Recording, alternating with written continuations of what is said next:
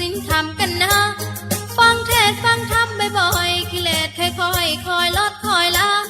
เป็นพุทธไม่ใช่เป็นพานเป็นพุทธไม่ใช่เป็นพานทำบุญทำทานคุยแต่เรื่องธรรมะ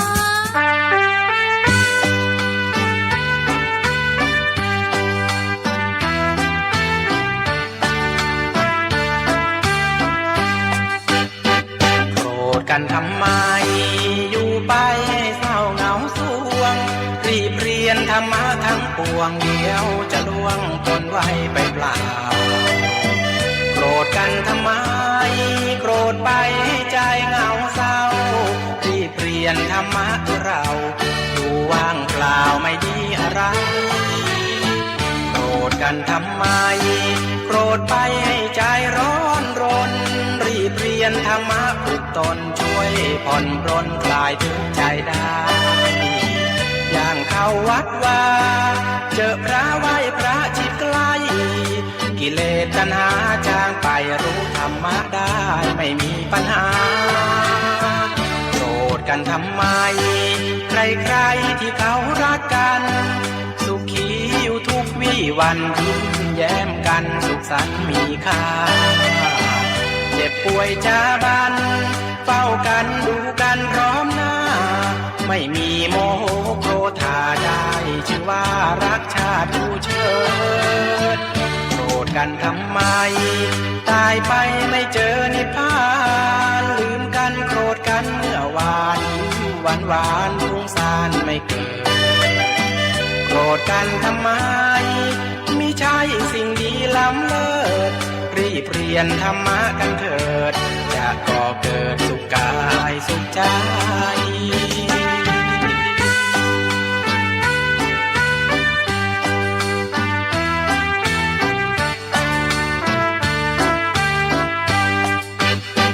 โกรธกันทำไมอยู่ไปเศร้าเหงาสวงรีบเรียนธรรมะทั้งปวงเดียวจะล่วงพ้นไว้ไปเปล่าโกรธกันทำไมโกรธไปให้ใจเหงาเศร้ารีบเรียนธรรมะเราอยู่ว่างเปล่าไม่ดีอะไรโกรธกันทำไมโกรธไปให้ใจร้อนรนรีบเรียนธรรมะฝึกตนช่วยผ่อนปรนคลายทุกข์ใจได้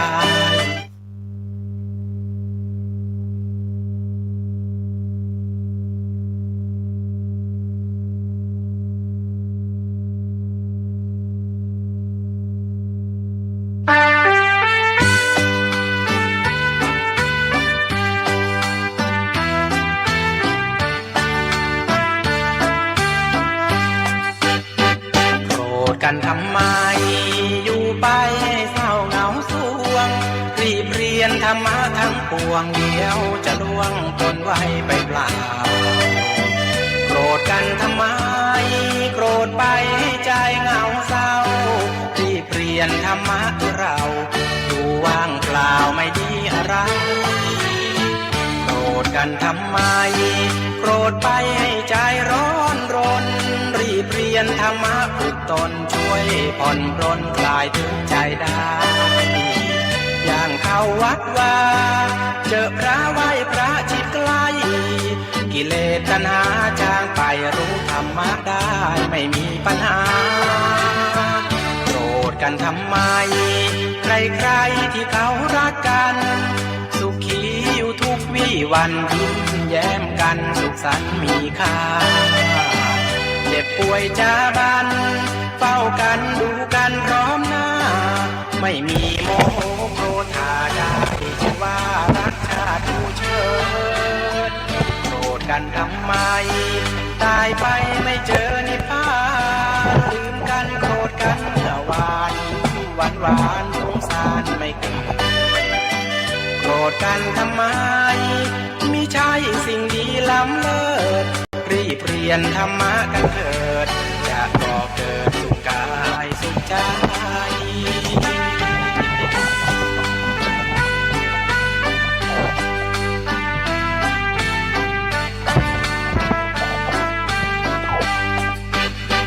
โกรธกันทำไมอยู่ไปเศร้าเหงาสวงรีบเรียนธรรมะทั้งป ปวงเดียวจะล่วงพ้นไว้ไปเปล่าโกรธกันทำไมโกรธไปให้ใจเหงาเศร้ารีบเปลี่ยนธรรมะเราอยู่ว่างเปล่าไม่ดีอะไรโกรธกันทำไมโกรธไปให้ใจร้อนรนรีบเรียนธรรมะฝึกตนช่วยเจริญสุขเจริญสีเจริญมั่งเจริญมีเจริญสีเจริญผลกับสาธุชนทุกท่านคุกคักน้อยเนาะก่อนเริ่มรายการวันนี้นะเนื่องจากไม้ไม่ได้ตั้งไม้ไว้เอาไม้ไปใจงานประชุมประสังฆาธิการวันก่อนเนาะเก็บไว้ในกล่องเพื่อเอามาชุบละพกหน่อยได้ยินเสียงกุกกักเนอะต้องขออภัยศรัทธาสาธุชนทุกท่านก่อนอื่นต้องขอโอกาสนี้ได้กราบคารวะครูบาอาจารย์ที่ได้ฟังรายการทางเครือข่ายวิทยุคลื่นสีขาวเพื่อชาวประชาทุกผู้ทุกท่านแล้วก็ขอเจริญพรศรัทธาสาธุชนทั้งหลายที่ฟังรายการธรรมะเครือข่ายวิทยุคลื่นสีขาวเพื่อชาวประชาที่มีเครือข่ายหลายจังหวัดศรัทธาสาธุชนอันนี้สำหรับอาตมาภาพวันนี้พระมหานพดลสุวรรณเมธีเจ้าวาดวัดบรรพตสถิตก็ติดตั้งของวิทยุคลื่นสีขาวเพื่อชาวประชาวัดบรรพตสถิตคลื่น FM 106.50 เมกะเฮิรตซ์ได้มาเป็นแม่ข่ายได้มาพบปะศรัทธาญาติโยมทั้งหลายวันพุธที่24มิถุนายน2569ตรงกับวันขึ้น10ค่ำเดือน10เหนือเดือน8ไต่เนาะปีมะเมียก็วันนี้ก็มีโอกาสได้มาพบปะศรัทธาสาธุชนก่อนอื่นต้องขออนุโมทนากับศรัทธาสาธุชนทั้งหลายได้เป็นห่วงเป็นใยเรื่องกาไฟเนาะกาไฟที่ออกสถานีก็เป็นห่วงเป็นใยกันแม่อาลีพันธ์อำเภองาวแม่ครูก็ได้โทรแจ้งว่าแม่ได้โอนช่วยการนำกาไฟมาวันนี้เพิ่นถือว่าทุกวันที่24เนาะคุณแม่ก็จะได้ทำบุญ ร่วมแบ่งเบาภาระทางวัดบรรพตสถิตบินมาละนะศรัทธาญาติโยมบินไฟ บินไฟวัดบรรพตอย่างน้อยกว่าเดือนที่แล้วน้อยนะเดือนแล้วเขามีกิจกรรมสู่มาคารวะเนาะใจไฟหนักอันนั้น13,000เดือนนี้11,000กับ360 บาทนะ7 สตังค์มาละเดือนนี้นะก็ส่วนหนึ่งก็เป็นของตีวัดใจประจำเนาะมันก็ประมาณถ้าวิทยุแต่ก็ประมาณ 5,000 นี่แหละนะที่เหลือก็เป็นของวัดที่เขาได้ใจได้อันนี้เนาะเพราะว่ามิเตอร์มันรวมกันแต่ตั้งมิเตอร์เวลาเดือน2เดือนในไปคำนวณดูละก็ประมาณ4,700 ถึง 5,000 นะที่2เดือนที่ผ่านมากาไฟที่มิเตอร์ตั้งไว้ที่หน้าห้องวิทยุก็ศรัทธาสาธุชนทั้งหลายก็เป็นห่วงเป็นใยก็แบ่งเบาภาระตามกำลังศรัทธาอันนี้ได้แจ้งเนาะศรัทธาสาธุชนทั้งหลายรวมโดยช่วยกันคนละเล็กละน้อยเอาไปซื้อของที่ไหนไปเซฟเว่นก็ยังก็เอาก็เสียภาษีในส่วนคือรัฐบาล7%เขาเรียกว่า 7% เอาซื้อของ100ก็เข้าเพื่อจะรัฐบาลเอาไปบริหารประเทศบอกว่าแก้ปัญหาบอกว่าพัฒนาเขาก็ช่วยกัน อันนี้ในส่วนที่แฟนคลับจะเข้าใจเนาะแฟนคลับศรัทธาญาติโยมนะที่เข้าใจแล้วก็เห็นคุณค่าก็ต้องขออนุโมทนาท่านทางสถาบันธรรมาภิวัตน์อาจารย์สาธิตธีรปัญโยก็เอาไปทำกิจกรรมวันนั้นก็ไม่ได้ไปเนาะศรัทธาสาธุชนทั้งหลายเพราะว่ากิจกรรมอาตมาก็มีเป็นประธานสงฆ์บวชป่าสืบชะตาป่าที่วังเหนือนะที่บ้านผาดินก็เลยไม่ได้ไปฝากปัจจัยฝากซองไปฝากอาจารย์มหาสมชาติแต่พอดีเขามาทำกิจกรรมที่วัดสถาบันธรรมาภิวัตน์ที่แม่เหมาะแล้วก็ได้สายบุญที่ศรัทธาสาธุชนหลั่งไหลไปคือกำลังจิตกำลังใจและรวมกิจกรรมบุญนะพอหน้าหมู่ที่ศรัทธาไปห้อมกันนะพระอาจารย์สาธิตก็เพิ่นมีเมตตาได้เฉลี่ยบุญนะได้ช่วยกรรมช่วยกาน้ำกาไฟมา4สถานีกันนะอันนี้ต้องบอกศรัทธาสาธุชนได้รวมอนุโมทนาวัดที่เขาได้ทำบุญฝากไปก็ดีหรือได้ ไปโดยตัวเก่าก็ดีที่เขาได้ไปห้อมกันนั่นนะอาจารย์สาธิตก็เฉลี่ยแบ่งไปสถานีนะอันไปยังอันสถานีเครือข่ายแฮมนะ2 3 4สถานีสถาญาติโยมวัดบรรพตสถิตบ้านห้วยตองซักนี่อาจารย์พระครูอภิวัตรที่กรมดูแลวัดพุทธบาทอุดมตีอำเภอฝางเนาะแล้วก็วัดไฟหินท่านพระครูสมุวิทย์สวัสดิ์นะวรกิจโจคงจะถวายไปต่อกันหรือจะได้มาโหเนาะพอดีข้อมูลที่พระอาจารย์มหาสมชาติเป็นฝากมาว่าอันเนี้ยพอดีท่านอาจารย์สาธิตเป็นส่งสลิปมาที่โอนเข้าเลขบัญชีของวัดบรรพุตสถิตจำนวน 10,000 บาทนะแล้วก็อาตมาก็ส่งพระอาจารย์มหาสมชาติเพื่อจะได้อนุโมทนาร่วมกันอาจารย์มหาสมชาติเป็นกโนดมาว่ามาใจสถานีเดียวเนอะ4สถานีนะเนี่ยก็เห็นหรือยังศรัทธาสาธุชนทั้งหลายว่าสิ่งที่เราทำบุญณจุดใดจุดหนึ่งมันก็ได้เชื่อมบุญไปยังสถานีอื่นๆปีนี้เราก็ได้ไปร่วมกันที่สถาบันธรรมาภิวัตน์ของพระอาจารย์สาธิตนะไม้ตัวนี้มันอาจจะตุกมาเนื้อศรัทธาญาติโยมเพราะว่ามันชุกละหุกนะ มันเหมือนไม้ตัววันก่อนอันนี้มันเป็นไม้จะได้ขาแหลมๆที่ใจบนโพเดียมเนาะมันอาจจะดังตึกหน่อยนะต้องขอสุมาอภัย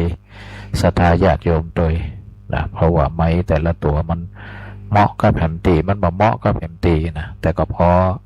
อลุ่มมาเลยกันไปศรัทธาสาธุชนทั้งหลายวันนี้ก็เช่นเคยอาจจะปรารภเหตุการณ์บ้านเมืองเพื่อให้สื่อสารธรรมะตลอดถึงเหตุการณ์ที่อาตมาภาพได้ไปแล้วก็ได้เป็นธรรมะหลังใหม่นะไปทำกิจกรรมกิจกรรมนี้แล้วก็ได้ได้จาธรรมะประเด็นไหนพ่องก็อยากจะเอามาเล่าต่อเรียกว่าธรรมะหลังใหม่ หน้าไม้แต่ก็ตั้งแต่เจ้าละนะตั้งแต่งานปุ่นๆแต่คิดว่ามันน่าจะมีเป็นประโยชน์ก็เลยมาเล่าต่อให้ศรัทธาสาธุชนทั้งหลายเนาะก็เป็นกำลังใจสำหรับวัดบรรพตสถิตก็วันผูกก็มีกิจกรรมนะวันผูกวันวันที่25 26 27เนี่ยมีนักศึกษาวิทยาลัยสาธารณสุขมาอบรมที่นี่มาพบกลุ่มมาแลกเปลี่ยนเรียนรู้มาส่งงานเดี๋ยวมาอบรมนะมาจากหลายจังหวัดนะเพราะว่าเป็นนักเรียนที่มาเรียนหลักสูตรสาธารณสุขเพื่อช่วยงานด้านสาธารณสุขก็มาจากพิษณุโลกก็มีจังหวัดตากก็มี เชียงใหม่เชียงรายลำปางแปรน่านพะเยาก็คือภาคเหนือทั้งหมดเนาะก็มาบางจังหวัดก็มานักว่าน้อยมีนักศึกษาก็ประมาณ 7-80 คนก็มาพักที่วัดบรรพตนี่ก็ทยอยมาละวันนี้นะตะกี้ก็นักศึกษาจากอำเภออมก่อยมันนะไม่ตื่นมันนะเอาแวะเอาอันผักกาดขาวแล้วก็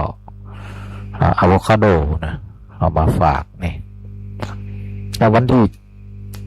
4 ถึง 11เนาะศรัทธาสาธุชน4 ถึง 11ก็มีผู้บัญชาการเรือนจำลำปางพร้อมกับด้วยข้าราชการที่เพิ่นสนใจมีศรัทธาประสาทะจะมาบวชที่นี่7 วันนะ7 วันนะก็จำนวนนี้ยังบ่แน่ได้นะอาจจะถึง10ถึงบ่ถึงโมนะอาจจะประมาณ7 8 9 10อย่างเนี้ยก็ต้องดูเนาะเพราะว่าภาระงานจะมาบวชกันหมดเนี่ยเดียวกันละอันเรือนจำพันนะซึกออกไปก็นักโทษหนีหมดก็ได้ นะก็มาบวชในวันที่4 ถึงวันที่11ดังนั้นศรัทธาญาติโยมอยากจะมาปฏิบัติธรรมร่วมนะอยากมาปฏิบัติธรรมร่วมกับพระใหม่แล้วก็มีอย่างที่อยากจะเป็นเจ้าภาพมาตานได้เนาะมาตานได้ตะกี้ก็ได้ปรึกษากับผู้รับผิดชอบโครงการกี่เปิ่นไปหาที่วิไลสงฆ์นครลำปางก็วางคร่าวๆว่าตอนเจ้าก็พาพระใหม่ไปบิณฑบาตถ้าเขาจะมาบิณตักบาตรในนี่มาดักนี่ก็ประมาณ7 โมงครึ่งนะก็เรียบร้อยก็มาฉันเสร็จก็จะปฏิบัติธรรมนะปฏิบัติธรรม1 บัลลังก์จนถึง11 โมงก็ฉันเสร็จก็พักผ่อนตามอัธยาศัยบ่ายโมงถึง4 โมงก็จะปฏิบัติธรรมต่อพักผ่อนถึง5 โมงก็จะมา5 โมงครึ่งช่วงนั้นก็กวาดวัดกวาดว้าสัก6 โมงก็ปล่อยอาบน้ำ6 โมงครึ่งก็ฉันน้ำปานะครึ่งชั่วโมงทุ่มก็มาปฏิบัติธรรมสวดมนต์นะก็ถึง3 ทุ่มถึง3 ทุ่มครึ่งนี่แหละถึงจะได้พักนี่ก็ได้วางแผนวางกำหนดการคร่าวๆกับเจ้าหน้าที่ผู้รับผิดชอบโครงการบวชเพื่อถวายเป็นพระราชกุศลแด่สมเด็จพระเจ้าลูกเธอพัชรกิติยาภาบวชองค์พาเนาะศรัทธาสาธุชนทั้งหลายแล้วก็ถวายอุทิศถวายแด่พระพันปีหลวงนะสมเด็จพระบรมราชินีนาถพระบรมราชชนนีพันปีหลวงนี่ก็โดยเจตนารมณ์ขององค์กรเอชาติเฮาได้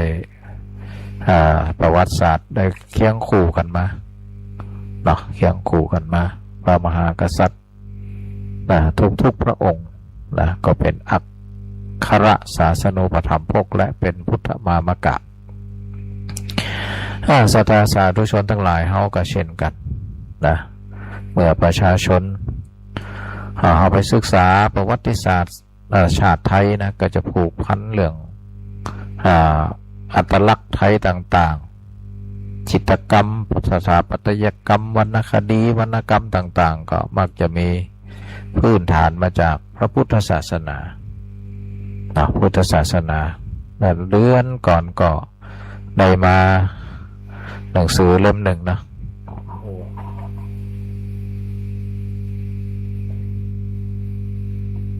อยู่ใกล้ๆนี่ละที่ได้อ่านให้ฟังบางตอนว่าความสำคัญของพระพุทธศาสนาในฐานะเป็นศาสนาประจำชาติ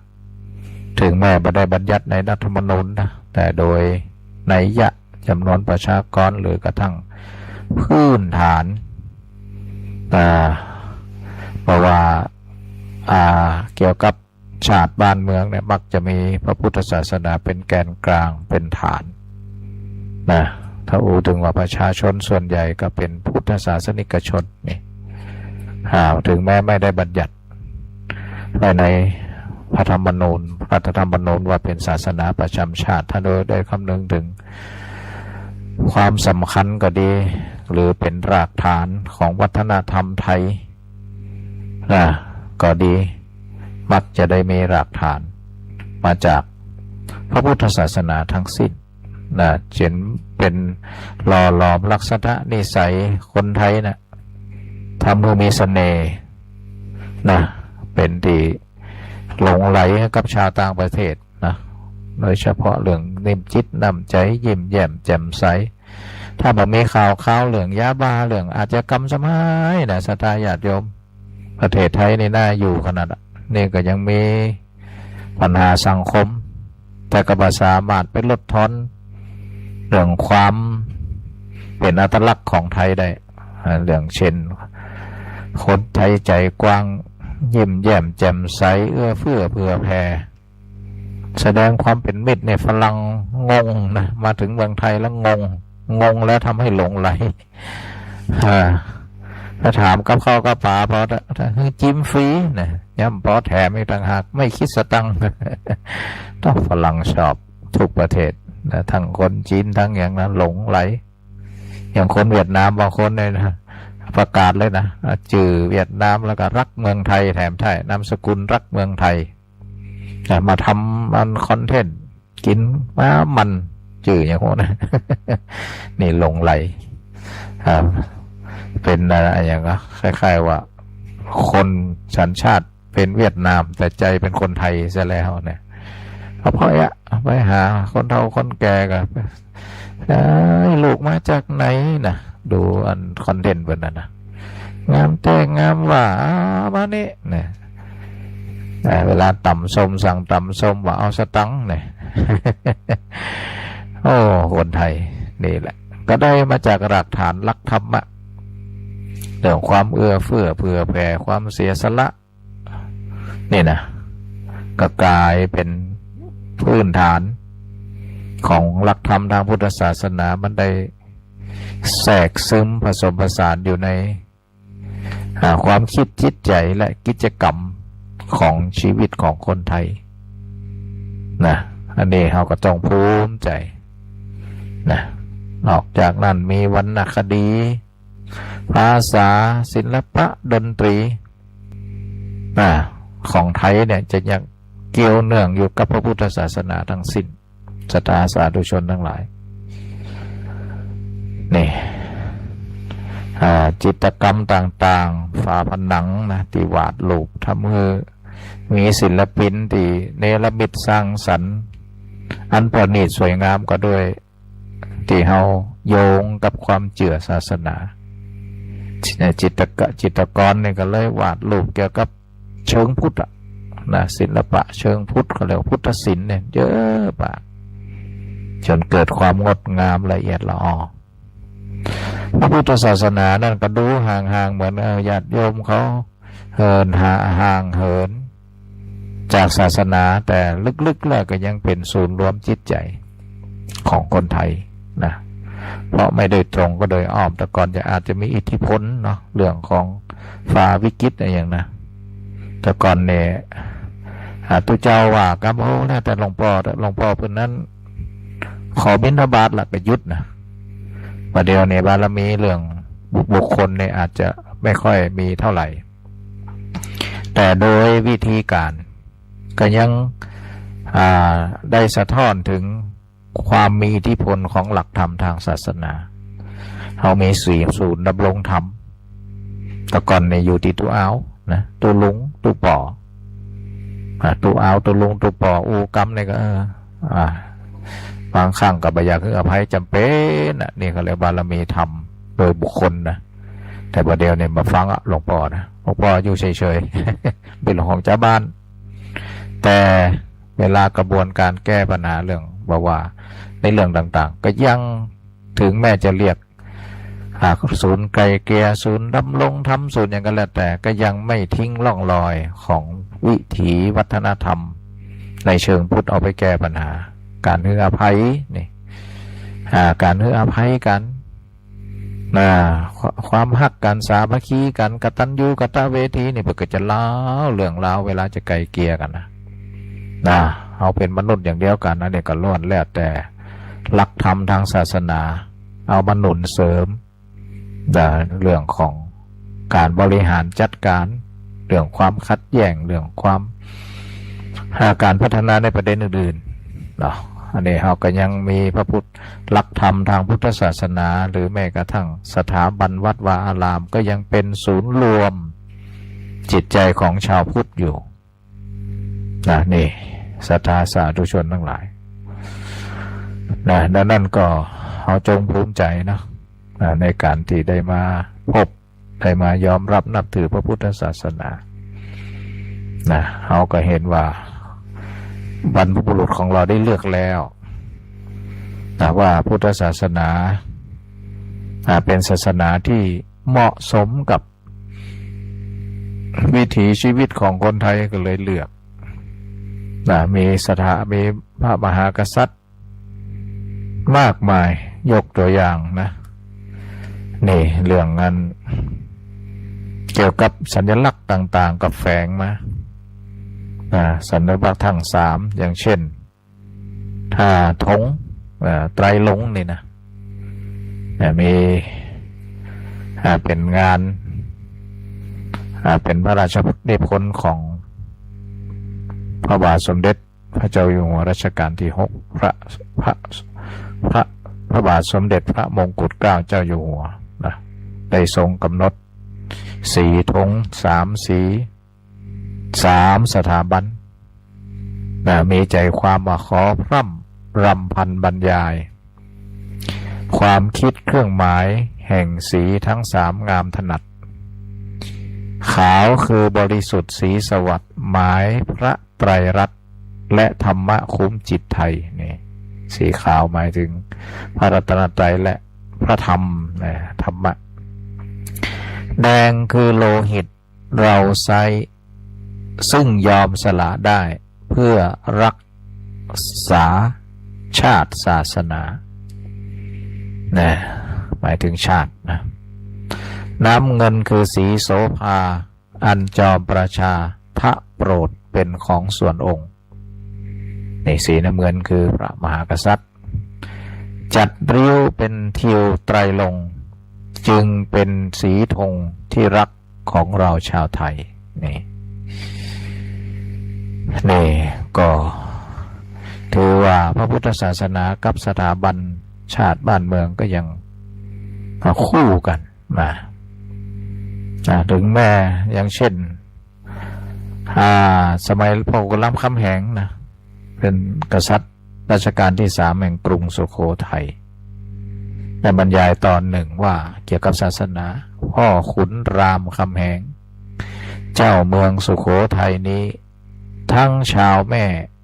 ชาวเจ้าทวยปัวทวยนาง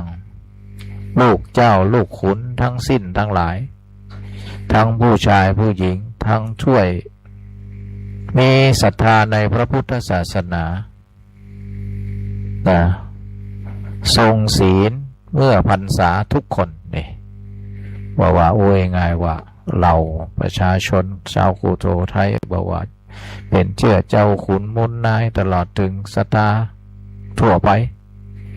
มีศรัทธาในพุทธศาสนาแล้วก็ถือศีลเมื่อเข้าพรรษานี่เข้มงวดในคราวที่พระเจ้าหลุยส์ฝรั่งเศสได้มากราบทูลสมเด็จพระนารายณ์ว่าขอพระองค์เนี่ยได้เข้าลีดลักษณะเนี่ยเชิญชวนพระสมเด็จพระนารายณ์ก็ได้มีพระราชกระแสรับสั่งตอนหนึ่งว่าพระเจ้าหลุยส์ที่14จะให้เราเข้ารีดดังนั้นเหรอเรื่องนี้เป็นเรื่องใหญ่มากเพราะในราชวงศ์ของเราก็ได้นับถือพระพุทธศาสนามาช้านานแล้ว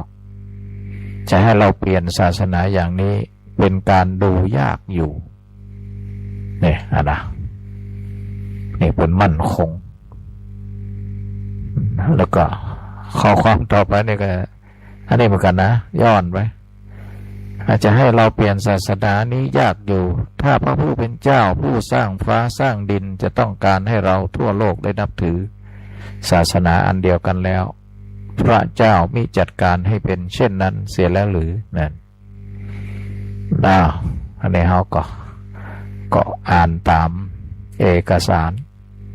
นะนี่ก็สาระสำคัญก็คือสะท้อนว่าพระมหากษัตริย์เนี่ยก็ได้นับถือศาสนาพุทธอย่างแรงกล้ามาช้านานแล้ว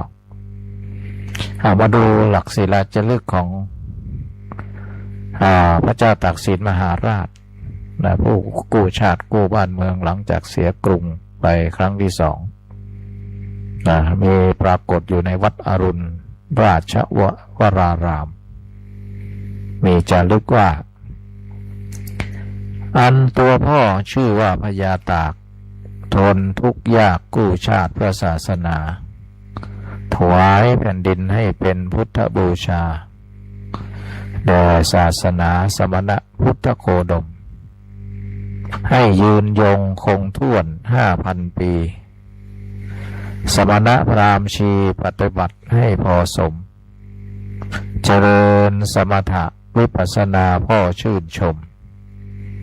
ถวายบังคมรอยบาทพระศาสดาคิดถึงพ่ออยู่คู่กับเจ้าชาติของเราคงอยู่คู่พระศาสนาพระพุทธศาสนาอยู่ยงคู่องค์กษัตราพระศาสดาฝากไว้ให้คู่กันนี่อันนี้จารึกศิลาจารึกของพระบาทพระเจ้าตากสินมหาราชที่วัดอรุณเนาะนั่นเราใครไปแอววัดอรุณก็ไปแวบพอเด้ออรุณว่าฝั่งทนบุญนะนี่วันนี้ก็ได้มาว่าทำไมสัตว์พระพุทธศาสนาถึงได้ผูกพันกับสถาบันของเรามานานแสนนานก็เพราะอย่างนี้แหละที่มันได้ผูกพันตั้งแต่ก่อร่างสร้างเมืองมาดูพระราชปณิธานในการเสด็จขึ้นของราชของรัชกาลที่1พระบาทสมเด็จพระพุทธยอดฟ้าจุฬาโลกมหาราชได้มีประกาศพระราชปณิธานว่าตั้งใจจะอุปถัมภกยกพระพุทธศาสนาป้องกันขอบขันธสีมารักษาประชาชนและมนตรีนี่ชุมนุมพระราชโชลาบายของพระบาทสมเด็จพระจอมเกล้าเจ้าอยู่หัวนี่ดูรัชกาลที่1แล้วก็มารัชกาลที่4นี่ท่านตรัสไว้ตอนหนึ่งนะว่าอันหนึ่งในพระเจ้าแผ่นดินก็ตรัสสรรเสริญว่าศาสนาใดๆไม่ประเสริฐกว่าพระพุทธศาสนารับสั่งดังนี้ทุกพระเจ้าแผ่นดินมาจนทุกวันนี้ก็ซึ่งรับสั่งดังนี้ก็ดูเหมือนจะเอาใจพระสงฆ์ซึ่งเป็นเจ้าของศาสนาโดยอยู่ในแผ่นดินก็ที่แท้พระสงฆ์ราชาคณะที่เป็นประธานในศาสนาก็ยังงมงายไม่รู้แผ่นดินแผ่นฟ้าแต่พระเจ้าแผ่นดินองค์นี้ทรงทายศูนย์จันทร์ถูกต้องแน่นอนก็เป็นดังนี้ท่านยังคงสรรเสริญว่าพระพุทธศาสนาดีกว่าศาสนาทั้งปวงและทรงอุตสาหะประพฤติตามพระพุทธศาสนาอยู่ก็เห็นชัดว่าเป็นเพราะพึ่งพาอาศัยพระพุทธศาสนาอยู่เนี่ยอันนี้ก็ตีนำหนังสือเล่มนี้มาเขาได้สารทยายเพื่อนก็พยายามรวบรวมว่าพุทธศาสนากับสถาบันมหากษัตริย์เนี่ยได้ผูกพันกันแนบกันมาดังนั้นตีได้ปรารภว่าวันที่4ถึงวันที่11เนี่ยก็มีข้าราชการในส่วนอื่นๆเป็นกระทำกันนะแต่ในส่วนเรือนจำลำปางเนี่ยเป็นกระเลือกมาบวชตีวัดบรรพตเนาะผลเห็นบรรยากาศสงบอันนี้ก็เป็นเรื่องของศาสนาพุทธกับพระมหากษัตริย์และยังมีแห่งหลายมิติศาสนาพุทธเนี่ยเป็นแหล่งหล่อหลอมเอกลักษณ์ของชาตินี่มาดู บทนิพนธ์ของเจ้าคุณประยุทธ์โตเนี่ยเดี๋ยวนี้เป็นสมเด็จพุทธโฆษาจารย์เนาะเป็นได้รวบรวมไว้เกี่ยวกับพระพุทธศาสนาความสำคัญของพุทธศาสนาในฐานะเป็นศาสนาประจำชาตินะที่เป็นเกียรติไว้เมื่อก็ยังทันสมัยอยู่นี่พุทธศาสนาเป็นแหล่งหล่อหลอมเอกลักษณ์ของชาติไทยอย่างที่บอกมีอย่างพ้องความเป็นอิสระนะคนไทยนี่ชอบอิสระมีน้ำใจเป็นลักษณะอย่างหนึ่งของคนไทยซึ่งชาวต่างชาติกล่าวถึงอย่างที่เอ่ยแล้วว่าความมีน้ำใจของคนไทยนี่เป็นไมตรีจิตอย่างสากลคือแสดงออกแก่คนทั่วไปเสมอเหมือนคล้ายคลึงกันไม่แบ่งพวกแบ่งหมู่ไม่จำกัดชาติศาสนาคนไทยให้เกียรติแก่คนต่างชาติต่างศาสนายินดีต้อนรับคนต่างลัทธิบางทีให้เกียรติแก่คนต่างชาติต่างถิ่นต้อนรับด้วยความมีน้ำใจจะสังเกตนะแต่ว่าบันซื้อเนี่ยได้ยินกระแสข่าวเรื่อง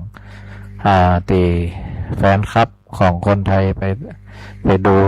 การแข่งวอลเลย์บอลหญิงนะชิงแชมป์โลกสนามที่3นะอันนี้ก็กล่าวถึงกันเขาสังเกตว่าคนไทยแม้แต่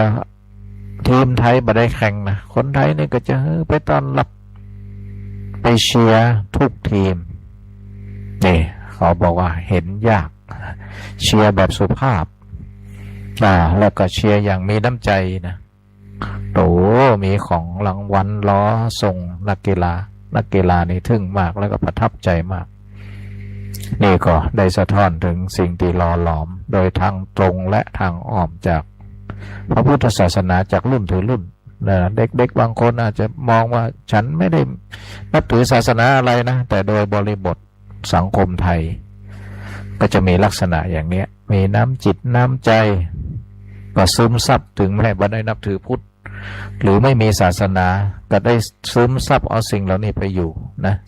สาธุชนทั้งหลายนี่จนเป็นเอกลักษณ์ของชาตินะอันนี้ก็พยายามย่อเอาเนาะสาธุชนนั่นนี่เป็นหนังสือที่น่าอ่านไว้เมื่อก็เลยมันผูกพันหนังสือมันอยู่ในตู้มาได้มันก็อย่างว่าอันนี้ก็มาสะท้อนถึงที่นักปราชญ์เป็นมองแล้วก็เอามาสะท้อนเป็นตัวอักษรซึ่งเป็นความจริงนะแล้วก็พระพุทธศาสนาเป็นมรดกและเป็นคลังสมบัติอันล้ำค่าของชาติไทยแต่ก่อนเนี้ยอาจจะมองว่าผิวเผินอาจจะมองมหันต์แต่ประเดี๋ยวนี้ชัดขึ้นนะมรดกเราเนี่ยเป็นมรดกอันล้ำค่ามีมูลค่ามีคุณค่าที่ต่างประเทศมาแอลวัดเชตุพนวัดอรุณวัดพระแก้วพระบรมมหาราชวังหรือวัดต่างๆนะก็เพราะประทับใจในเรื่องจิตรกรรมประติมากรรมสถาปัตยกรรมซึ่งมันถูกหล่อหลอมโดยคติของศาสนาพุทธนะรวมกับศาสนาพราหมณ์ด้วยแต่ก็จะจากพราหมณ์กลับมาเป็นพุทธนั่นแหละเด่นเข้ามาเลยกลายเป็นพุทธศิลป์ศิลปะที่สะท้อนถึงความคำสอนสะท้อนถึงวิถีวัฒนธรรมของพุทธก็เรียกพุทธศิลป์นะเกิดความงดงามขึ้นนะสาธุชนทั้งหลายนี่ก็จงภูมิใจนะก็โอมาเกือบ1 ชั่วโมงแล้วนะโอไปโอมานะเกือบ1 ชั่วโมงละพักยกสกรรมนะสาธุชนเปิดเพลงธรรมะ เปิดเพลงธรรมะฟังสักเพลงแล้วก็มันแท็กนี่มันบอกหัวเพลงอย่างนะเปิดไปกันเนาะ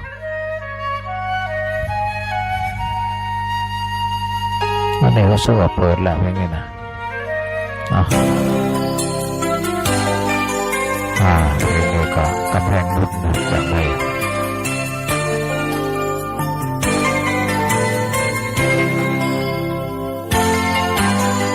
เราต่างมีชีวิตเราต่าง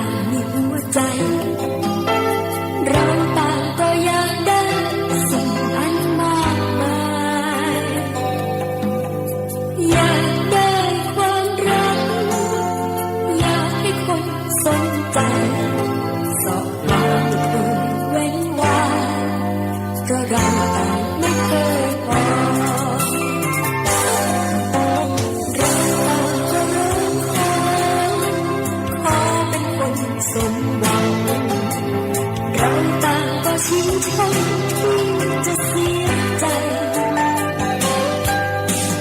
คิดเห็นแก่ตัวทำเพื่อตัวเป็นใหญ่ก็โอเก็บไว้จนตายเอาไปไม่ได้สักอย่างสร้างกำแพงบุญทำบุญเถิดนะด้วยศรัทธาปัญญาจะเกิดแก่เรามันทำความดีความดีที่ผู้เราหลุดพ้นจากความมองเศร้าที่พาให้เรามืดม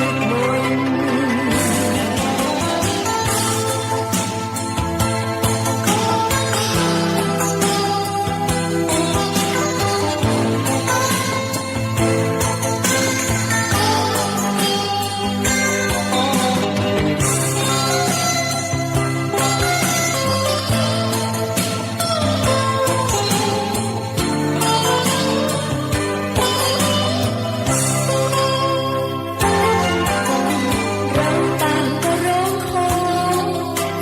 ขอเป็นคนสมหวังเราต่างก็ชิงชังที่จะเสียใจคิดเห็นแก่ตัวทำเพื่อตัวเป็นใหญ่ก็โกรธเก็บไว้จนตาย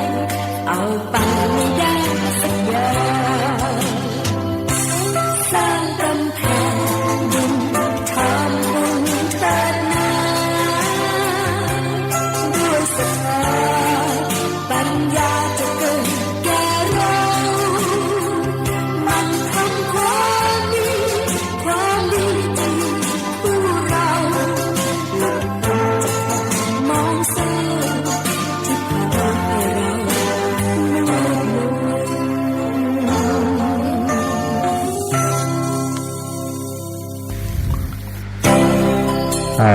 ก็เพลงนี้ก็มีความหมายที่เหมือนกันกำแพงบุญเจริญพร มาจากการเจ้า อ่า ที่จะไปกันที่หลายๆนะที่ไหนก็ ที่ไหนก็ ได้เงินมหาสงสารว่า โมนะเพิ่นจะไปอันนี้ก็ไปปุ่นอย่าไปถวายเตียนอย่ามันได้โมนะเพิ่นจะกำหนดกัน ถวายเตียนทั้งอีสานปุ่นนะปีนี้อ่ะ ได้ปิดเนี่ยอย่างวัดลำปางเขาเนี่ย ได้โม ได้เงินเป็นว่าได้เงินเป็นว่าบ้านเขาไปกันหลาย อ๋อไปงานแล้วล่ะ ยังมันแล้วจะไปใหม่เนี่ย อ๋อลังรอเตียนก็รอเตียนไหนหมอรอเตียนวิไลสงฆ์ในวันที่เดือนหน้าป่ะนะวิไลสงฆ์เดือนหน้าก็จำวันได้นะเดี๋ยวต้องไปพอปฏิทินก่อน เดี๋ยวจะดูไปทำครับ ได้เจริญพรเนอ เจ้าครับ เจริญพรเพลงจบไปเหรอ วันนี้ก็รายงานนะศรัทธาสาธุชนให้งานท่านเจ้านี่ก็ไปประชุมที่วิไลสงฆ์แล้วก็มีคณะนั่นแหละเรือนจำกลางเข้าไปพบเสร็จก็ไปเมืองแปะเมื่อกี้นี่นะเมืองแปะพอดีสายครูบาอาจารย์นี่แหละที่ทำงานด้วยกันมจรเนี่ยแต่ผมไปอยู่มจรแปะ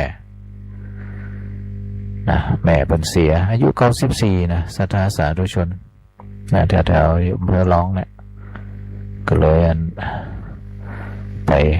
มาตะกี้เนี่ยเนาะมาพบก็โมนี่ก็หันโมตีนักศึกษาวิไลวิทยาลัยสาธารณสุขนี่มาทยอยกันมาก็ไปตอนรับเปิ่นตอนรับเปิ่นขอเวลาละเอาจะอันนี้ละก็เลยมันรีบมาไม้คุกคักอย่างว่านะกะ เจริญพร เวสาเจ้าท่านอาจารย์เจ้า เจริญพร วางเนี่ยได้เป็นนวังเหนือข้าเจ้า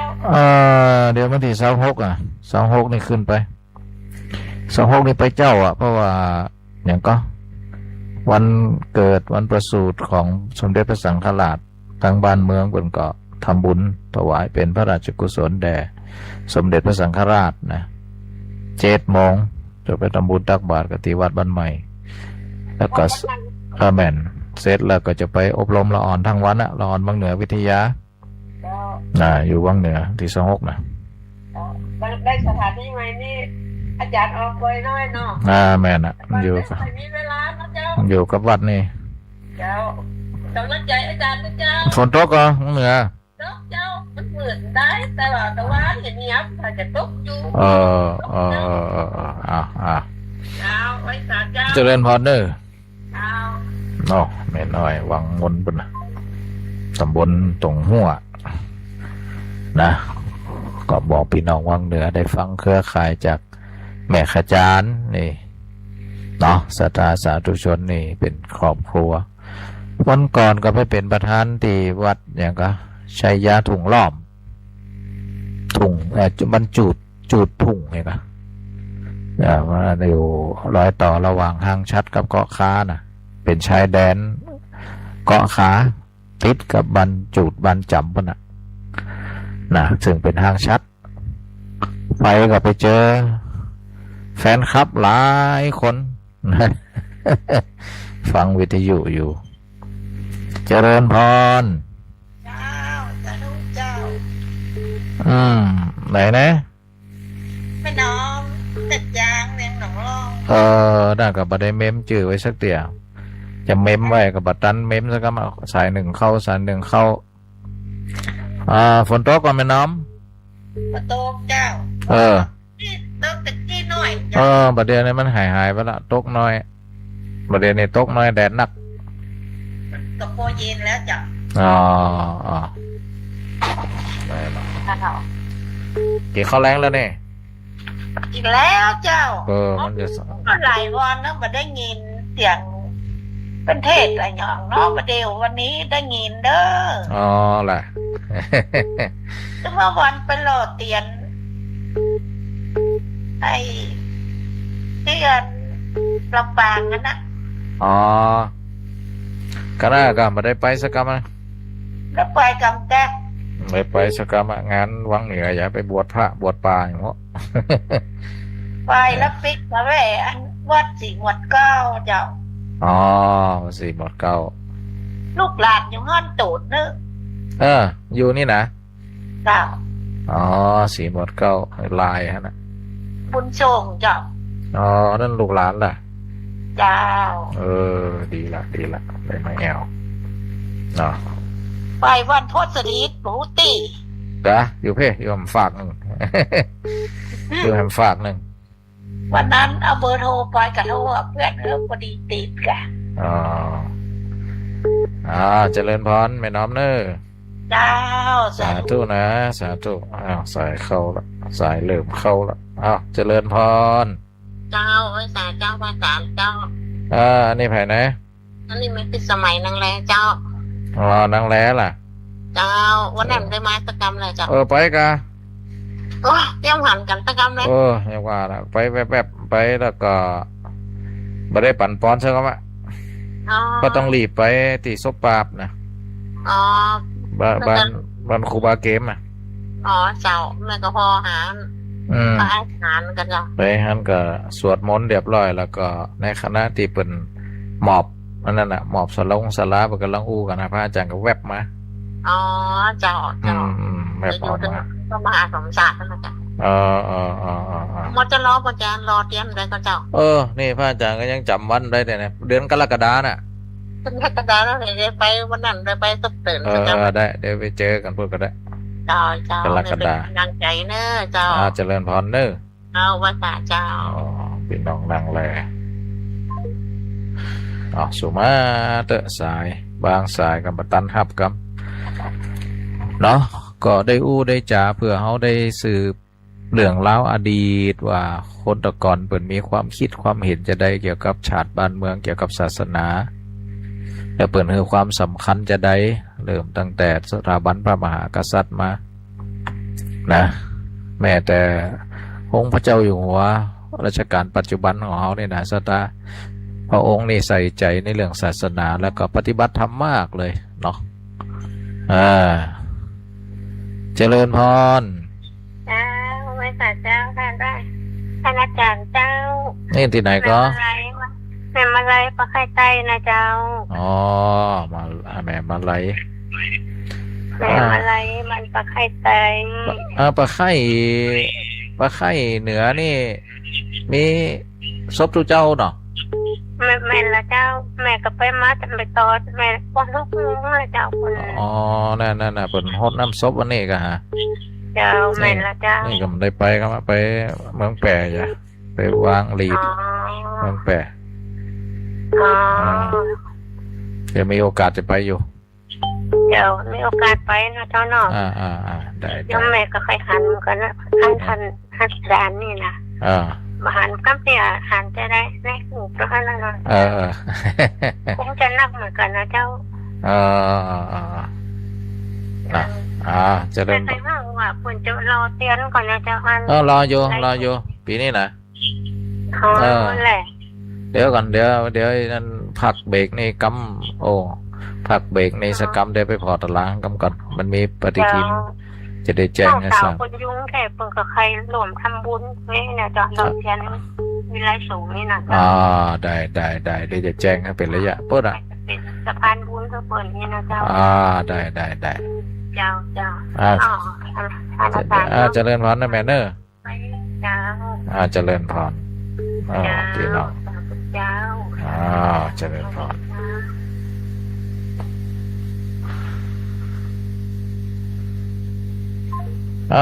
ก็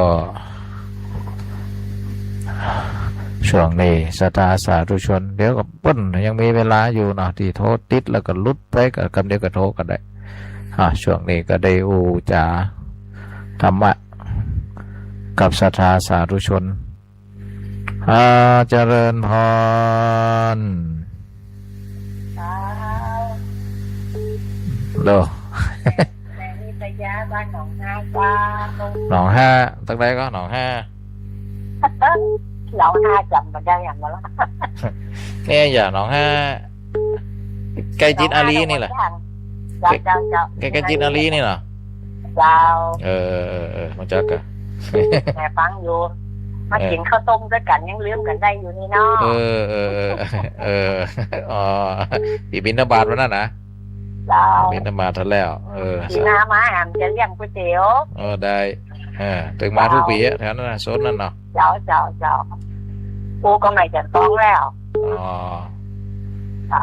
เจริญพรนะแม่สายเข้าให้มาสาธุเจริญพรแม่นิตยาเดี๋ยวจะไปนั่นแหละบอกเจริญพรครับไปครับไปที่ไหนนี่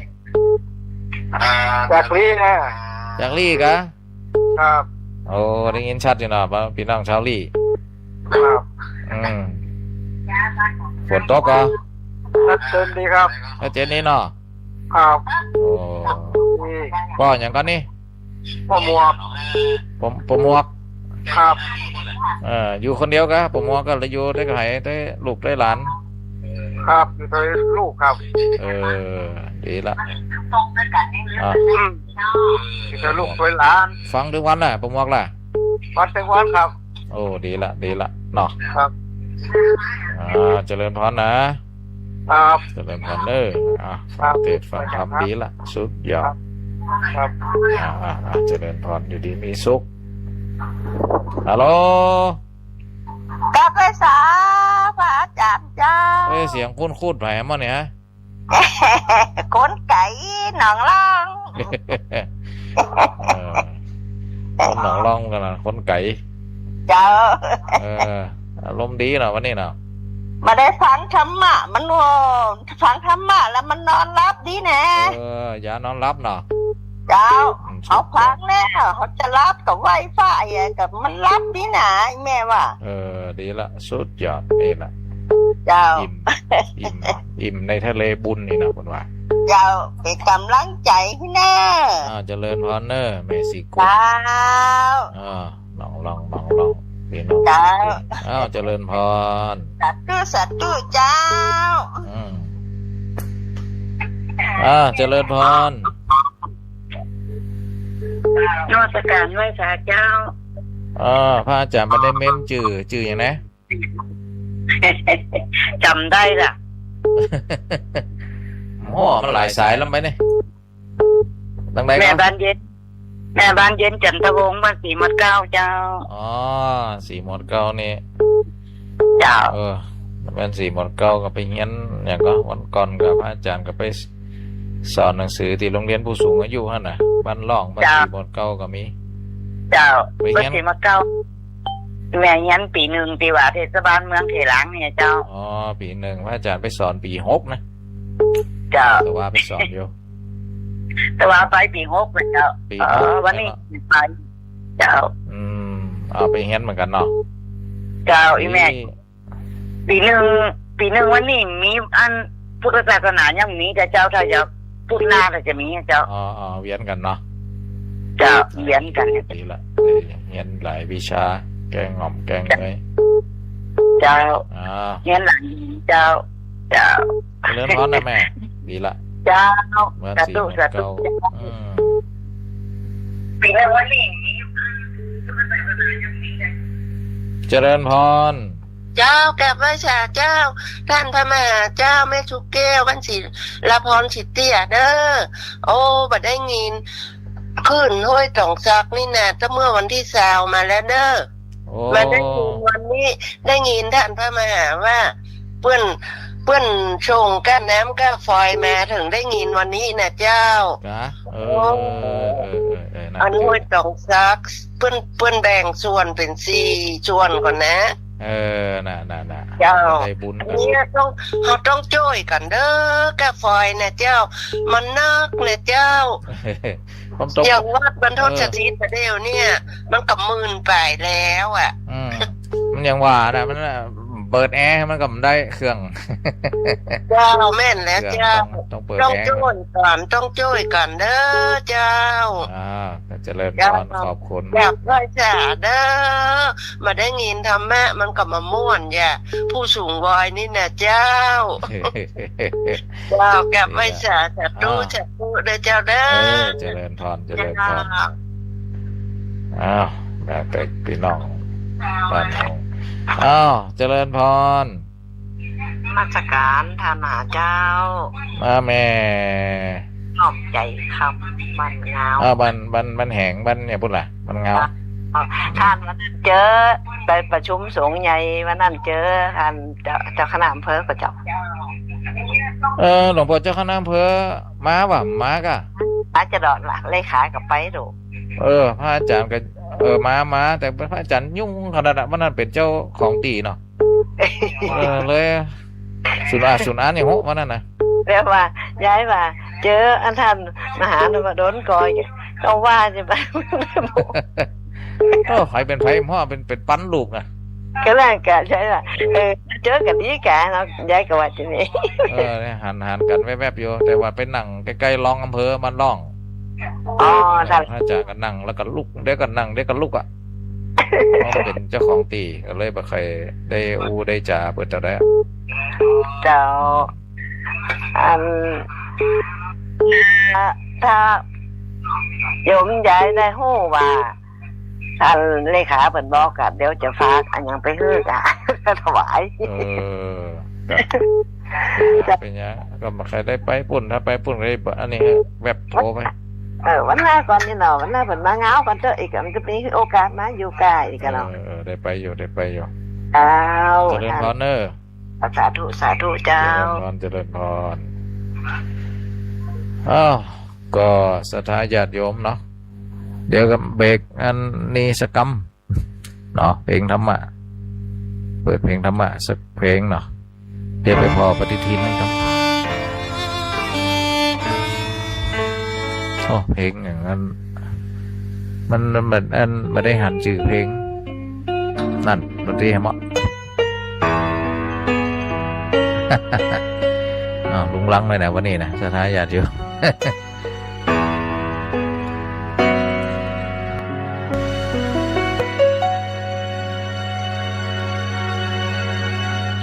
ค่าของคนอยู่ที่ผลของงานภาษิตโบราณกล่าวขานเอาไว้ ปัจจุบันภาษิตนั้นเปลี่ยนไป ค่าของคนอยู่ที่คนของใคร คบคนผ่านพาไปหาผิด บงการชีวิตให้จับผิดแต่คน คอยยุแย่ใส่ร้ายป้ายสีคน ใจมืดมนนี้ไม่พ้นเวรกรรม คบมันดิดนำพาไปหาผลแนะนำคนให้ฝึกฝนทำความดี ขยันประหยัดซื่อสัตย์และอดทน รู้คุณคนแม้ว่าตนจะอดตาย เกิดเป็นคนให้รู้จักคบคน คนนินทาว่าร้ายอย่าสนใจ ยึดคำโบราณกล่าวขานเอาไว้ ค่าของคนอยู่ที่ผลของงาน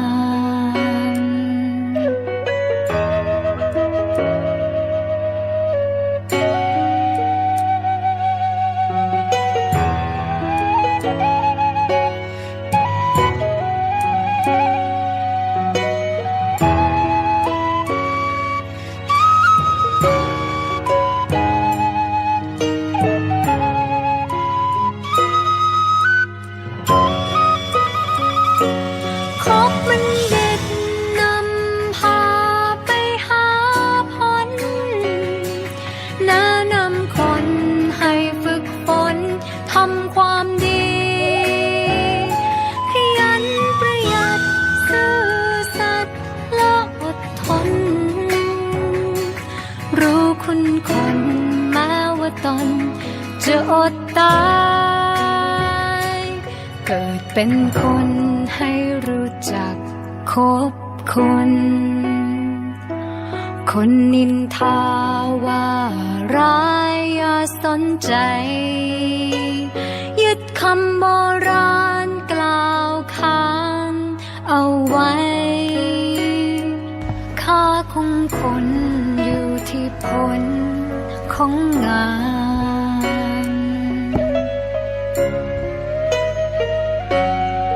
น ศรัทธาสาธุชน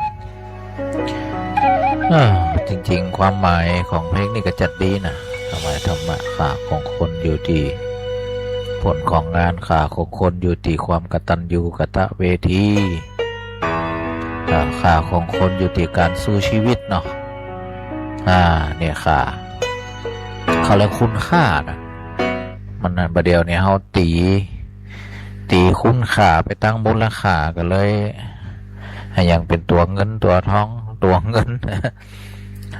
เกิดว่าเป็นสิ่งที่มีคุณค่ากันเลยมุ่งกันเอาเงินแล้วเอาไปเอามากับมันไม่ได้สนใจวิธีการมันจึงมี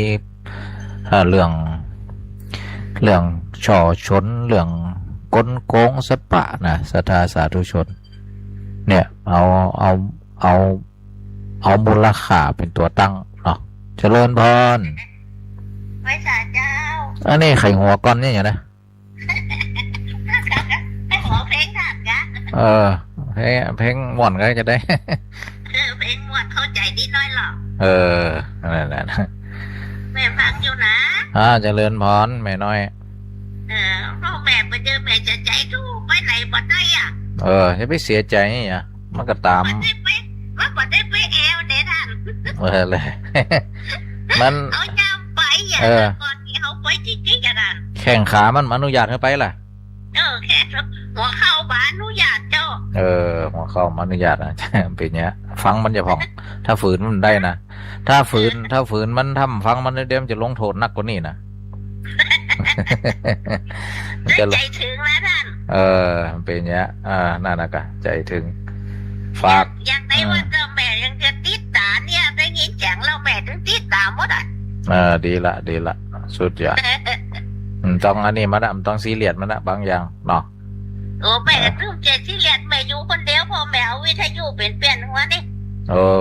นั่นสุดยอดฟังธรรมะธรรมโมส่วนได้ออกไปถึงหูแล้วยังคืนที่ทานวัดไม่ท่าใจอิตวงล่ะ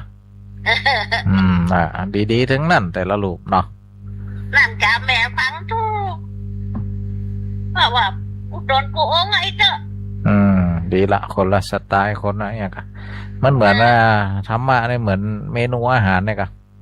นั่นนะเจ้าเมนูอาหารเนี่ยมันเป็นธรรมะอย่างเดียวกันเนี่ยแต่เหมือนกับหน่อไม้เนี่ยกันบางเมนูก็เปิดเอาไปต้มกับน้ำพริกบางเมนูก็เอาไปย้ำหน่อเนี่ยกันบางเมนูก็เหมือนกันธรรมะที่ครูบาอาจารย์ก็เหมือนแต่ละเมนูน่ะแต่แก่นของมันคือธรรมะเจริญพรนะแม่น้อยเบอร์เข้าให้มาแม่เป็นกำลังใจเนอะเจริญพรนั่นแม่82แล้วนั่น82แล้วเจริญพรนะดีละแม่โชคใจเอาเด้อเจริญพรได้ได้ละเจริญพรแม่น้อยได้วันมาละตะกี้นะไปดูปฏิทินวันตีหล่อเตียนตีวิไลสงฆ์นครลำปางนะเตรียมตัวไว้ปุ่นเดือนกรกฎาคม26 กรกฎาคมศรัทธาสาธุชนนะ26 กรกฎาคมเนาะถ้าบ่มีงานอย่างมาแสกนะกำหนดไว้ละอันนี้ก็แจ้งให้ทราบเดี๋ยวก็จะเป็นระยะบอกโมสารนี่ไปยังพระอาจารย์แต่ละรูปที่จัดรายการเนาะศรัทธาสาธุชนเอามาให้เหมาะเจริญพรอันนี้จะได้เนี่ยไข่หัวก่อนนี่ไข่หัวใส่พระอาจารย์อะไรอย่างอาจารย์บอกรถเรียนวันที่26นะแม่นแม่ถามพ่อครูวันไห่เนี่ยเปิดขวมถึง26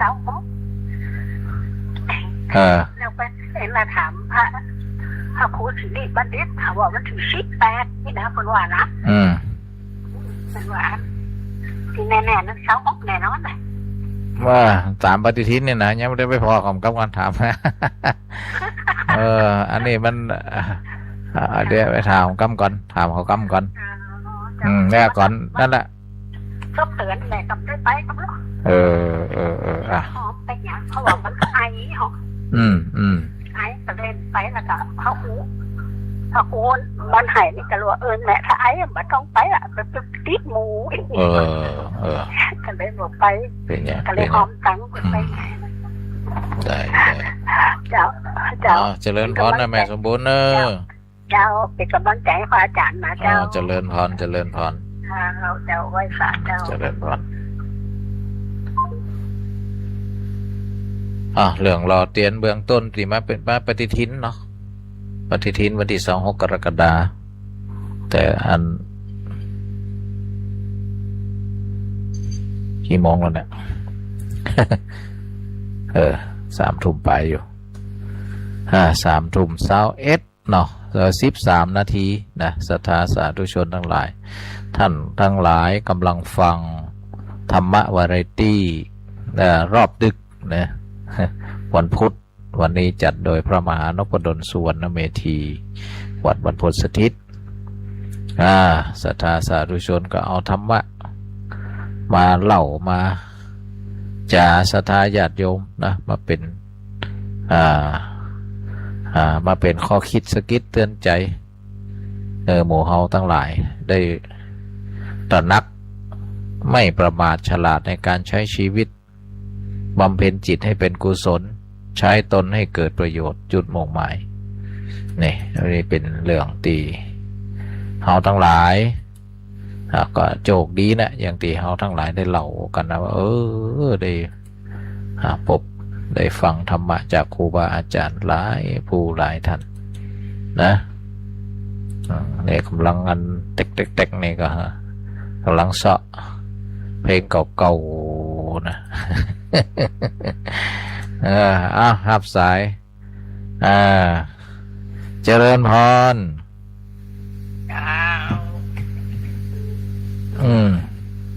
แม่ทำมาแม่แก้วเนาะสุขภาพเป็นจะได้พองมันเด็กของเราน่ะก่อยเดินก่อยลุกเนาะแข่งตีขาเป็นเนี้ยก่อยเดินจะไปให้ลม เอาละเดี๋ยวไปคุยเป็นเนี้ยงานฟังคนลงงานไล่เอาเปิดโผใส่จังหวัดได้ไปสักกรรมอ่ะพอไปบวชป่าที่วังเหนือไปอย่าสืบชะตาป่าละตะปุ่นก็ได้ในอำเภอเปิดก็ไปนะเจริญพรไปแก้วเนอร์รักษาสุขภาพเนี่ยครอบครัวศีลธรรมเจริญพรเนอร์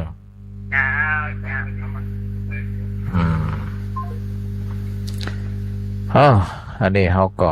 ได้มีเจอเพลงเนี่ยพอละเดี๋ยวลองอันนี่พอละแต่มันบอกชื่อเพลงนะศรัทธาญาติโยมแต่ฟังแล้วมันเหมือนกับเนี่ยแต่ก่อนชอบเอาไปเปิดนะเดี๋ยวก็ฟังเนาะอันนี้เกี่ยวกับ3 สถาบันนะเพลงนี้ก็เพลงเก่าหมดอยู่แต่ก่อนเปิดสถานีก็ใจเพลงเนี่ยนะเจ้ามากับไปแต่ก่อนเมื่อคืนเนี่ย74.25เนี่ยแต่ก่อนเปิดสถานีเตี้ยนึงผมไม่ไผดูแลจะแยกอะก็เลยบัตรทำเรื่องต่อเลยขาดหายไปตั้งแต่ปี51-52ละนะนี่ก็เริ่มมาใหม่ครับก็มีพระอาจารย์มหาสมชาติเพิ่นคอยดูแลพ่อกับทีมงานจิตอาสาทั้งนั้นนะ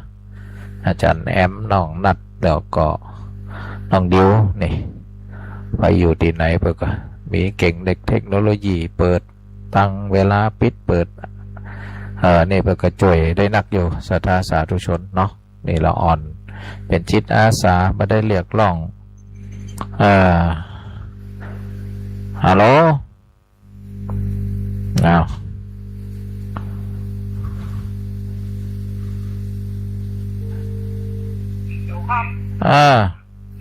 กดจัดรายการนี่วันนี้จัดกาผมก็โทรหาอาจารย์วันนี้เขาว่าจะเทปก็ว่าจะไหนเทปเหรอผมก็โทรหาท่านอาจารย์วันนี้ก็น่ากะนี่ก็จัดอยู่กะจัดรายการอยู่กะมีสายนักขนาดไหนวันนี้เนาะแน่นอนอยู่แล้วแ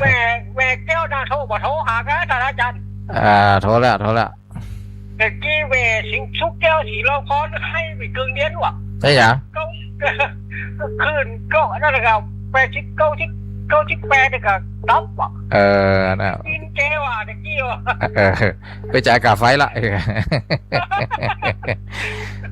ได้จ่ายค่าไฟละอาจารย์นี่จัดรายการเน็ตแต่วันนี้เดี๋ยวผมจะโทร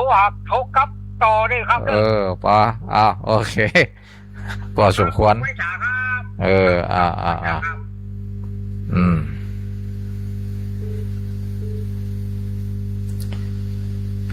เจริญพรไปสาพระอาจารย์แนะนำตัวละพระอาจารย์ไม่ได้เม้มจื่อนี่ก่อนนั้นประเสริฐวรรณแดงอำเภอนาน้อยจังหวัดนั้นครับโตเนี่ยแฟนครับตัวยง ครับที่จับแล้วพังอยู่ตลอดครับทุกตัวทุกองค์เนาะ ได้ยินชัดอยู่เนาะปอนอปอนานเนาะ ยังชัดเจนแล้วครับผมยังลบอย่างก่อนนะครับเนาะพังที่จะตายวิดีโอ102.5 จุดครับ โอ้สุดยอด ครับ พี่น้องเมืองน่านปูนนะเอาส่ง ใจครับหมอนอกหมอนใจนะครับก็จบนะครับทั้งประวัตินำความใจนำใส่ลังงาพังแล้วก็มีความหมายเดียว เอาส่งความสุขสมความปรารถนาดีเนาะปนานประเสริฐเนอะ อาจารย์ดีมีชุกอะไรกันครับเนอะเป็นเลยจะบอกว่าครับอาจารย์ว่าดีอยู่ตลอดครับ สาธุปอสาธุปอ ทุกครับ ปอรักษาสุขภาพเนอะปนานประเสริฐโอ้น่ะเมืองน่านปนนาน้อยปนะเจริญพร ยังไม่ทราบเจ้าโทรมาจากบ้านห้องหลวงปู่ก็เด้อ พี่น้องบ้านห้องลำปูน เจ้าติดตามอยู่ แม่ยังก็นี่ แม่สายทอง น่ะก็บ่ได้เมมจื่ออย่างโหบ่ตันเมมสักเตีย ฟังก็ใส่นักก็โทรกูบ่ติดอันอาจารย์วันนั้นใส่ก็โทรกูบ่ติดวันอาทิตย์ใส่มันนักเกินเนาะน่ะแต่ละรูปละองค์ นักแน่นดีเด้อเจ้าเอาเจริญพรนะแม่ ฟังอยู่กับไว้สาเจ้าเจริญพรโยมแม่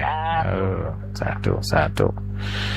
โอ้ธรรมะมันมีเหลี่ยมถ้าเฮาฮู้จักนะศรัทธาญาติโยมมันมีเหลี่ยมที่มีคุณถ้าเฮาบอกฮู้จักเอาธรรมะมาส่องเปลือกธรรมะวิจยะเนาะเอาธรรมะมาส่องเจอเหลี่ยมธรรมะดีๆนะมันก็จะเป็นสิ่งที่ง่ายใกล้ตัวราคาถูกนะแต่บางทีเขาบ่ลดน้ำพรวนดินมันไงอย่างเช่นความกตัญญูนี่ก็เป็นธรรมะไปดูมงคล38ประการนั่นก็เป็นธรรมะจันทร์คัมภีร์ชีวิตสมบูรณ์แล้วล่ะเอาไปท่องเสวนาจะพาลานังปันดิตานั้นจะเสวนานะเวลาตุเจ้าเป็นไปเจริญพุทธมนต์นะเนี่ยมงคลชีวิต38ประการนะแค่เสวนาจะพาลานังบ่เสวนากับคนพาลเนี่ยนี่ก็เป็นธรรมะดังนั้นคนพาลในหนเขาควรหลีกนะปันดิตานั้นจะเสวนาเนี่ยเสวนากับบัณฑิตบูชาจะปูชนียานางเนี่ยบูชาบุคคลที่ควรบูชาเนี่ยนี่ก็เป็นมงคลนี่คาถาที่1นะปฏิรูปประเทศสวาโสการอยู่ในประเทศนั้นเหมาะสมประเทศที่เหมาะสมสถานที่เหมาะสมนี่ก็เป็นธรรมะนะบางคนนี่บ่ได้เวลาจะเลือกตีอยู่บ่ค่อยได้คัดสรรสถานที่เหมาะสมนะบางทีไปอยู่ใกล้ๆโรงงานบอกไปดูไปอยู่ใกล้ๆเสียงอึกทึกคึกโคมเนี่ยมันบางทีเขาเรียกคุณภาพชีวิตบ่ค่อยดีมีเสียงรบกวนเนาะบางทีก็ไปอยู่ใกล้โรงงานมีบ่อน้ำเสียเนี่ยขณะปฏิรูปประเทศก็เนี่ยเราก็ต้องเลือกมีธรรมะสัปปายะมีธรรมปรากฏไกลในประเทศใดก็มีธรรมไปเกิดประเทศไหนมันมีแต่ธรรมะคนมีธรรมะอาหารการกินอุดมสมบูรณ์นี่เขาเรียกว่าประเทศอันสมควรหาวาดสัปปายะบุคคลสัปปายะธรรมะสัปปายะนี่เป็นถือว่าเป็นประเทศอันสมควรนี่ฮะก็เป็นธรรมะทั้งนั้นที่พระเจ้าปฏิรูปประเทศสวาเสจปุเพจกตปุญญาตาเนี่ยการมีสะสมความดีมาก่อนเนี่ยก็เป็นต้นทุนนะความดีมาก่อนเนี่ยตึงจัดหน้าตึงจัดนี่ตัวคำว่าทำดีมาก่อนเนี่ยเกินหนุนถ้าเป็นเฮาทั้งวันเนี่ยทำดีมาก่อนตั้งแต่ปฐมมาตั้งแต่ชั้นอนุบาลชั้นประถมอุดมเนี่ยความดีเกี่ยวกับการศึกษาความดีเกี่ยวกับศาสนาเขาก็ศึกษามานี่เป็นต้นทุนนี่เขาเรียกปุเพกตปุญญาตานี่ก็เป็นธรรมะนะในมงคล38ประการเนี่ยปฏิรูปประเทศสวาโสจปุเพจกตปุญญาตาอัตตสัมมาปณิธินี่การตั้งตนไว้ชอบคำว่าตั้งตนไว้ชอบนี่ควบคุมตนนี่ก็ทั้งกายวาจาใจอยู่ในสิ่งที่ถูกต้องนะ อยู่ในสุจริตนี่เขาเรียกว่าการตั้งตนไว้ชอบนี่ก็เป็นธรรมะศรัทธาญาติโยมทั้งหลายเป็นมงคลคือเป็นเครื่องมือนำไปสู่ความก้าวหน้านี่คาถาที่2เนาะ2คาถานี่ก็6มงคลแล้วนะจริงมันมี38ถ้ามันได้พอหนังสือมันก็แยกกึดไปตัว บางทีถ้าสวดเนี่ยมันสวดเร็วแล้วก็เขาจำแบบสวดเร็วถ้าสวดเป็นท่อนๆนี่บางทีก็ต้องนึกด้วยนะศรัทธาญาติโยมคาถาที่3พหุสัจจัญจะนี่การตีคนตีมีภูมิโหเนี่ยสะสมต้นทุนคือความโหนี่ตั้งโลกตั้งธรรมดีหมดอะศรัทธาญาติโยมทั้งหลายคู่ขนานเนาะตั้งโลกนี่ก็เหมือนกับความเร็วถ้าเปรียบเหมือนรถนะความโหตั้งโลกเหมือนกับความเร็วของรถนะความโหตั้งธรรมเหมือนกับระบบเบรกเนี่ยระบบพวงมาลัยเนี่ยคอยกำกับรถเนี่ยต้องคู่กันรถมีแต่ความเร็วแต่มีเบรกมีพวงมาลัยก็จะไปจนหมั่วไปหมดอ่ะคนมีความโหแต่ตั้งโลกอย่างเดียวนะบางทีก็วุ่นวายอย่างเอาหันด้วยกันเนี่ยนักก็เดี๋ยวก็จะหาว่าไปประชดประชันกระทบคนอื่นเห็นปะโดยรักเนาะพระพุทธเจ้าก็รักไว้ว่าจะเทศธรรมเนี่ยไม่ไปกระทบคนอื่นเอาก็เนี่ยแต่ว่าพอจะได้เห็นเป็นเครื่องมาเป็นเครื่องประกอบแต่ในการเทศนะก็ได้เพราะเขาบ่ได้เอาจิตเกิดโทสะมาเป็นได้กล่าวถึงเขาในการว่าประกอบเทศเจริญพรโอ้เมืองเป้าฝนตกก็เนี่ยช่วงนี้ฝนห่างๆไปละอาจจะทิ้งช่วงไปหน่อย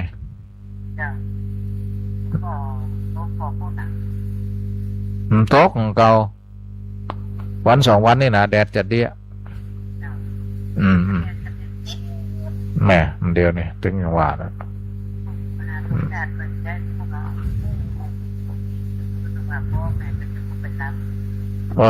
อันนี้ก็จะได้พักแต่เจ้าก็ไปตั้งโรงทานพวกนะวันเกิดครบรอบโรงพยาบาลศูนย์นะฟ้าญาติโยมไปตั้งโรงทานพวกน่ะไปเตี๋ยวก็อย่างก้าเนี่ยไปเปิดมาได้พัก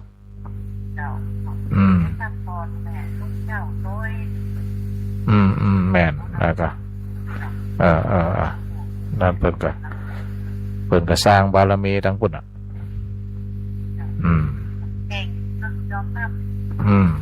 แม่นละเดินผู้ดงเดี่ยวปีนี้เตรียมงานมาได้ไปเดินกันมะได้เดินทุดงกันมะว่าอายุคนนักและอีน้องแม่นละก็ต้องเซฟกำลังแก้เสียอะไรอีกอ่ะ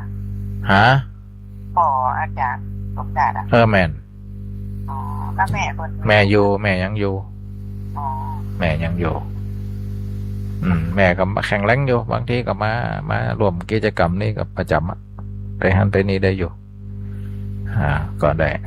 สบายอยู่ป่ะเดินได้สบายอยู่ป่ะพอได้อยู่แม่เป็นนะมาเพื่อก็มารวมงานมาอย่างกันถ้ามีงานที่วัดบรรพตก็มานอนมานอนเจริญพรแม่เป็นกำลังใจให้เนอะเจริญพรเนอะปูนฟังได้จัดไก่อำเภอเป้าบุญจากอำเภอเป้าบุญก่อนนะศรัทธาสาธุชนในขณะนี้21:28 นาทีวันนี้เหมือนแต่เหมือนว่าจนไปอิดด้วยว่าหมดเวลาสักเทียนี่ตะกี้ปาลบอย่างก็เรื่องธรรมะเรื่องมงคลนะเนี่ยธรรมะจริงๆอย่างศรัทธาญาติโยมเป็นเรามีธรรมะนั่นแหละสุดยอดนะธรรมะเขาก็จริงเขาก็ปฏิบัติแล้วเนาะ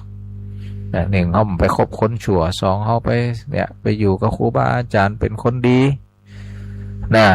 แล้วก็บูชาบุคคลที่ควรบูชาอย่างก็ยกย่องบุคคลที่ควรยกย่องบุคคลที่ควรยกย่องถ้าเป็นสายศาสนากับพระบรมศาสดา ครูบาอาจารย์สายสถาบันมหากษัตริย์สายการศึกษาก็ครูบาอาจารย์นี่ไงยกย่องบูชาบุคคลที่ควรบูชานี่ก็เป็นธรรมะ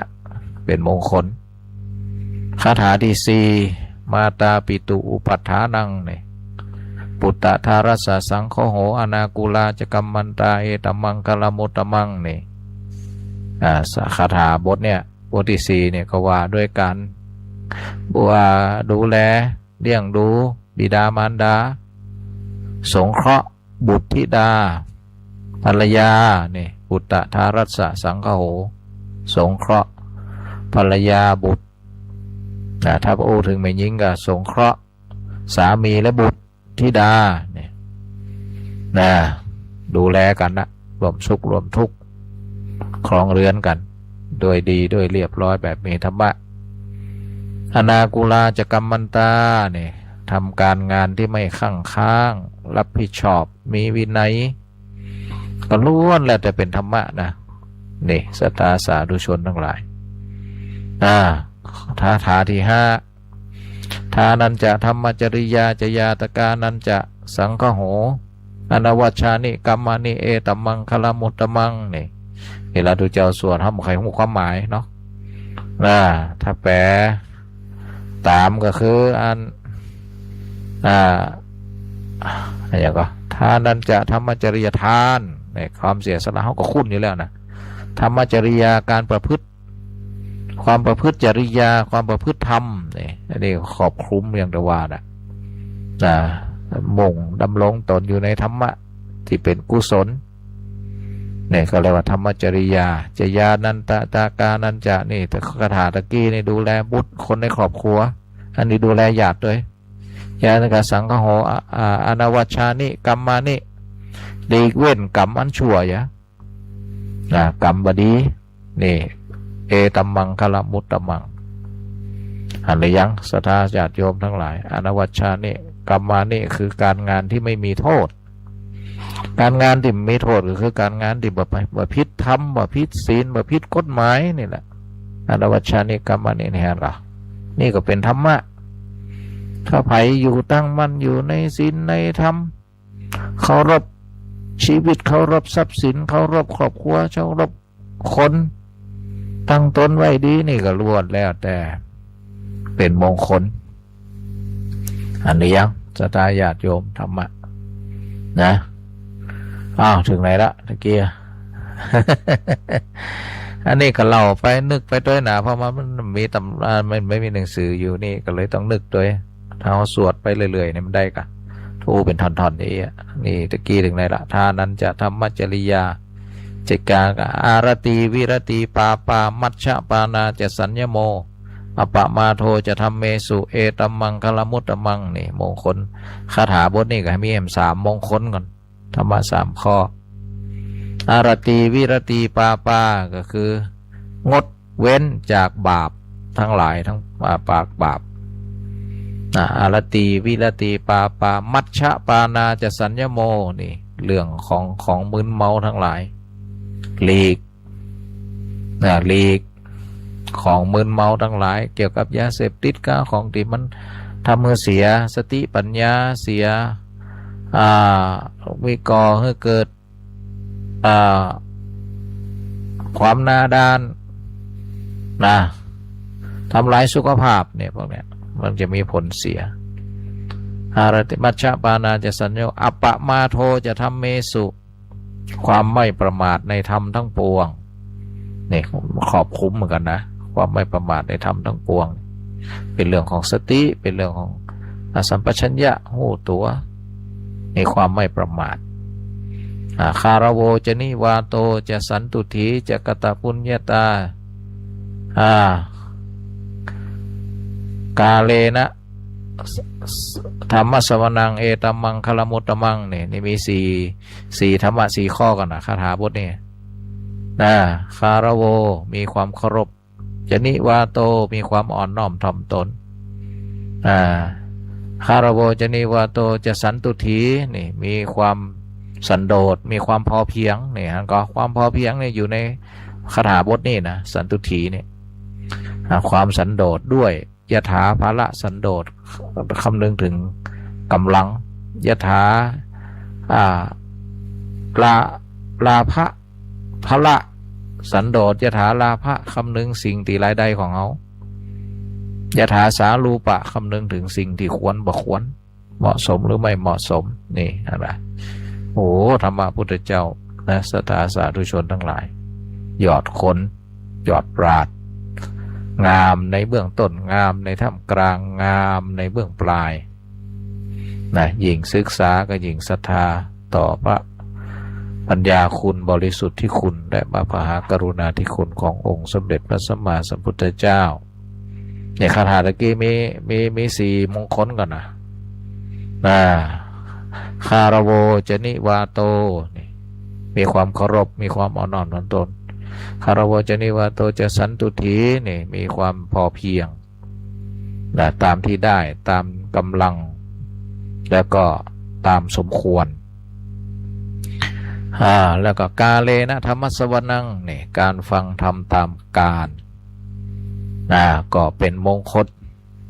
ที่เราฟังเทศน์ฟังธรรมเนี่ยพวกนี้มงคลนี่นะศรัทธาสาธุชนทั้ง38เนี่ยนะเป็นหลักสูตรของมหาปริญญา4กับปริญญา5นะมหาปริญญาแปดมงคลเนี่ยไปเฮียนประโยค4ประโยค5เนี่ยนะใช้เวลา2 ปีกันเนี่ยเป็นตำราและเป็นนักมงคลที่ปนี้ที่เป็นหลักสูตรถึงวันเนี่ยเป็นผลงานของนักปราชญ์ชาวเชียงใหม่นะสุดยอดท่านก็พระสิริมังคลาจารย์นะสิริมังคลาจารย์เป็นผู้เรียบเรียงคำสอนของพระพุทธเจ้าประมวลยังไงประมวลต่างๆมันก็เกิดเป็นหลักสูตรนี่ขึ้นมานะกว่าด้วยอธิบายขยายความคนแต่ก่อนมันจะเหมือน AI บเดียวเนาะกว่าจะได้หลักฐานหายากหาเย็นแต่พระสิริมังคลาจารย์นี่นะที่มีวัดของเปิ่นเนาะนี่แหละศรัทธาญาติโยมเขาจงภูมิใจชาวล้านนาเขานะมีปราชญ์ผู้เปลืองนะมีปราชญ์ผู้ปราดเปลืองยอดเยี่ยมเลยนี่ก็ถึงวันหลักสูตรที่มหาปริญญา4ปริญญา5ก็ศึกษาตำรับตำราที่พระสิริมังคลาจารย์นะได้นิพนธ์เนาะนิพนธ์ก็คือเรียบเรียงนะรวบรวมตึงเรียบเรียงพระธรรมคำสอนคัมภีร์ต่างๆนะว่าด้วยเอามาขยายความมาสนับสนุนความเรื่องมงคล38นี่แหละ2 ปีกันนะมงคลเล่ม1เล่ม2เล่ม3เนี่ยประโยค4เล่ม1ประโยค5 2เล่มนะมงคลอันนี้ก็ว่าด้วยมงคลอาตมาทำไมถึงจำได้ก็เพราะก็ได้แปลมาสมัยเป็นเน้นละเนาะประโยค4ประโยค5เนี่ยเป็นเน้นได้เฮียนมาบทเนี่ยในคาถาบทว่าด้วยจากจากอย่างนี้คารโวจนิวาโตนะแล้วก็แฮมคาถาบทหนึ่งก็คือขันตินะขันติจะโสวจัสตาขันติความอดทนสันติจะโสวจัสตาความเป็นผู้ว่าง่ายบัดดื้อบดานสมนานันจะทัศนังการเห็นสมณะนี่ธรรมสากฉาการสนทนาธรรมการตามการตะกี้ในการฟังธรรมตามการนี่คารโวจนิวาโตคารโวมีความเคารพนิวาโตอ่อนน้อมถ่อมตนไม่กระด้างกระเดื่องแล้วก็คารโวจนิวาโตจะสันตุถีมีความสันโดษทำกาเลนะธรรมสวนังการฟังธรรมตามการเป็นมงคลเป็นธรรมะคาถาบทต่อไปโมคาถาอย่างละแต่ว่าพอจะจำเนื้อหาได้ก็คือขันติจะโสวจัสตาความอดทนและความเป็นผู้ว่าง่ายขันติจะโสวจัสตาสมนานันจะทัศนังนี่การเห็นสมณะธรรมสากัจฉาในการสนทนาธรรมตามการ ก็เป็นธรรมะเป็นมงคลอันสูงเอตัมมังคารมุตตัมมังนี่คาถาสามคาถาสุดท้ายเป็นเรื่องของธรรมะชั้นสูงละตะโปจะพรหมจะริยันจะตะโปตบะพรหมจริยันประพฤติอันประเสริฐนี่ตะโปจะพรหมจริยันจะเนี่ยนึกคาถาเริ่มเรียนละปลายมานะนี่พูดถึงเอาเรื่องพรหมจรรย์เนี่ยพวกเนี้ยพุทธสาโลกธรรมเมหิวีรชังเขมังจิตเกษมที่ปราศจากทุลีนี่เป็นเรื่องของจิตใจเข้ามาละนี่ก็เป็นธรรมะศรัทธาสาธุชนทั้งหลาย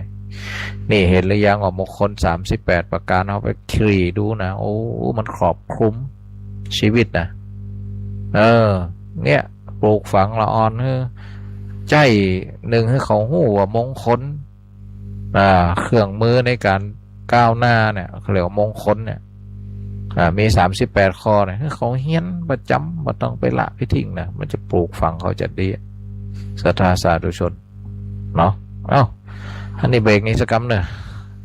ฟังเพลงตะกี้เอามาใส่นี่เพลงยังไงใส่แล้วกัน3 สถาบัน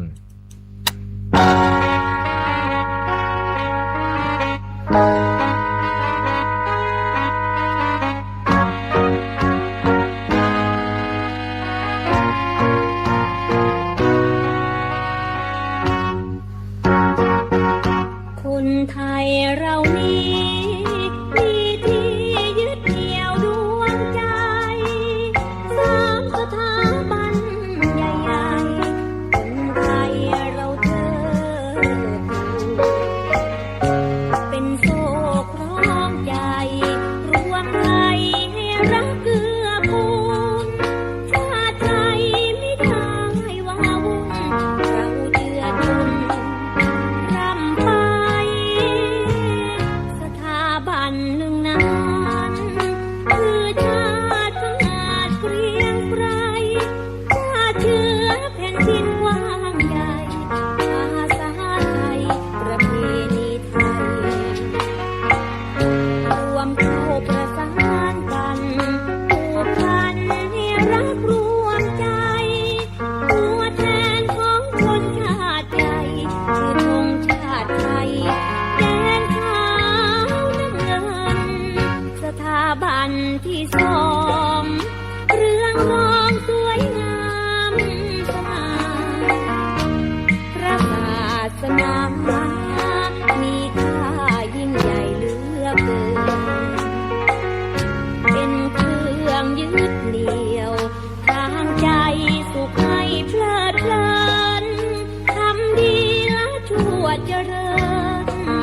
เพลิดเพลินพระธรรมสอนใจสถาบันที่3แวววามเห็นเด่นได้ชัดสถาบันพระมหากษัตริย์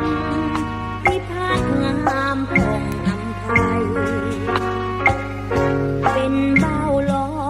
มจิตร่มโพสถิตกลางใจบารมี2 องค์ยิ่งใหญ่พระภูวนัยทรงพระเจริญ เ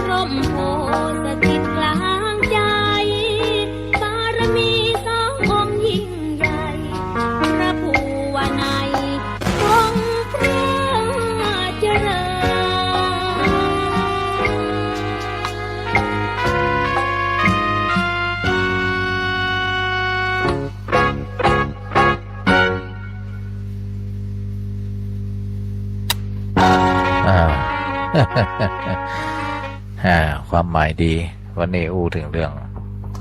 พระพุทธศาสนากับสถาบันหลักๆของชาติเนาะเป็นเนื้อหนึ่งใจเดียวกันนะก็สำหรับพุทธศาสนากับพระมหากษัตริย์กันยังประจบเถอะนะศรัทธาญาติโยมทั้งหลายวันหลังก็จะมาได้เล่าต่อว่าพระมหากษัตริย์แต่ละพระองค์นะรัชกาลที่เก้าอย่างเนี้ยนะซึ่งพระองค์มีพระบรมราโชวาทเกี่ยวกับศาสนาพุทธนี่มากมายแม้แต่พระบาทสมเด็จพระเจ้าอยู่หัวรัชกาลปัจจุบันพระองค์ก็ทรงทำสนใจธรรมะมากนะศรัทธาสาธุชนเนี่ย4-5 ทุ่มเนี่ยก็นิมนต์พระเกจิพระสายปฏิบัติเข้าวังไปเทศน์ไปสอนกรรมฐานให้พระองค์ท่านนะอันนี้ก็พระองค์ส่วนใหญ่จะไม่ประกาศเนาะปิดทองหลังพระนะพระองค์ก็ยังอุปถากอุปถัมภ์และก็ใส่ใจในเรื่องพระพุทธศาสนามีสอบนักธรรมมีสอบบาลีนะพระองค์ก็จะรับเป็นเจ้าภาพนะเขาเรียกว่าอาหารพระราชทานแต่พระภิกษุสามเณรสอบ3 วัน 4 วันพระองค์จะรับเป็นเจ้าภาพพระราชทานวัดใดที่มีการศึกษาดีอย่างดีพระองค์จะรับอุปถัมภ์พระราชทานอุปถัมภ์ถวายภัตตาหารตลอดปีนะขอให้พระเณรประพฤติดีบริหารจัดการศึกษาดีๆแม้แต่มจรนะมหาลัยที่วังน้อยนะศรัทธาญาติโยมพระองค์จะถวายภัตตาหารเพลไปทั้งปีนะทั้งปีเนี่ยพระองค์จะให้ความสำคัญแล้วก็อุปถากอุปถัมภ์แม้แต่วัดอะไรเนี่ยวิทยาลัยมหาจุฬาลงกรณ์วิทยาลัยบาลีเถรวาทเนี่ยนะนี่ที่นครปฐมเอานามของพระองค์มาเป็นชื่อสถาบันมหาจุฬาลงกรณ์ราชวิทยาลัยบาลีเถรวาทนี่พระองค์ได้พระราชทานพระราชทรัพย์ส่วนพระองค์100 ล้านสร้างอาคารแล้วก็พระเฮียนรุ่นใหม่นะเฮียนหนังสือแบบใหม่ก็คือเฮียนบรรยายเป็นภาษาอังกฤษหมดเลยเฮียนบาลีอย่างเนี้ยนะจะเฝ้าฟังเลคเชอร์ฟังครูบาอาจารย์บรรยายเนี่ยก็จะเป็นแบบเป็นภาษาอังกฤษหมดเลยนี่เห็นแล้วพระองค์วิสัยทัศน์เนาะบ่จะอนุรักษ์นิยมจนบ่ได้ส่งเสริมให้พระเน้นเนี่ยแต่ให้พระเน้นได้เรียนรู้ศาสตร์สมัยใหม่ไปด้วยนะเจริญพร เจริญพรนั่นยายพรชัดเจนก่อนน้องปุ้นสันกับแป้งปุ้นชัดเจนจะดีแล้ว อ๋อนั่นแหละเดี๋ยวแหมสกรรมก็จะรับจะนอนแล้วเนาะก็มาจบไม่หยุดจะได้แม่นละมันจะห่างๆไปก็เคยจะบอกว่าสักช่วงเนี่ยมันจะอาจจะเป็นฝนทิ้งช่วงไปสินการทำเกษตรก็ระมัดระวังหมดว่าเนาะยายพรเจริญพรเนอะนี่สุดยอดยายพรคือกำลังจิตกำลังใจพระที่จัดรายการนะมีพระหูจักมดนะหูจักยายพรนี่นะเป็นนั่นปูตีจริงๆญาติโยมที่เปิ่นฟังแล้วที่บ่ได้โทรกันนักนะศรัทธาญาติโยมอันนี้ก็ยิบหนังสือมาเล่มก็อยากจะทบทวนความโหดตัวเก่ายิบหนังสืออย่างนี้อันมนุษย์สมบูรณ์นะอันนี้ก็จัดดีเหมือนกันนะข้อคิดเนี่ยก็เอาข้อคิดจากรวบรวมมาการต่อสู้ไม่ใช่การดูดวงการฟันฝ่าไม่ใช่การฟุกนะการฝึกฝนไม่ใช่บุญหล่นทับใช้พรแสวงไม่ใช่พรสวรรค์ความจริงไม่ใช่จินตนาการความเชี่ยวชาญไม่ใช่โชคช่วยการลงมือกระท ไม่ใช่การแต่คิดลงทำอันเนี้ยมีข้อคิดดีๆหนังสือเล่มนี้นะเป็นสรุปมาจากอาจารย์เนี่ยชมชาติกิจยันยงเป็นนักการศึกษาแล้วก็พยายามรวบรวมก็เอามาเล่ามาอ่านให้ศรัทธาสาธุชนเปิดได้ข้อคิดดีๆเนาะอันนี้เรื่องบทสวดของชาวไอริชนะเปิดก็จะให้ข้อคิดอย่างเขาเวลามีบทสวดอย่างที่เกี่ยวกับจะให้ข้อคิดเรื่องสัจธรรมก็อย่างเช่นมนุษย์เราเกิดมาทำไมนิพพานมีสุขอยู่ใจไม่ไปตัณหาหน่วงหนักหน่วงชักหน่วงไว้สันจำไม่ได้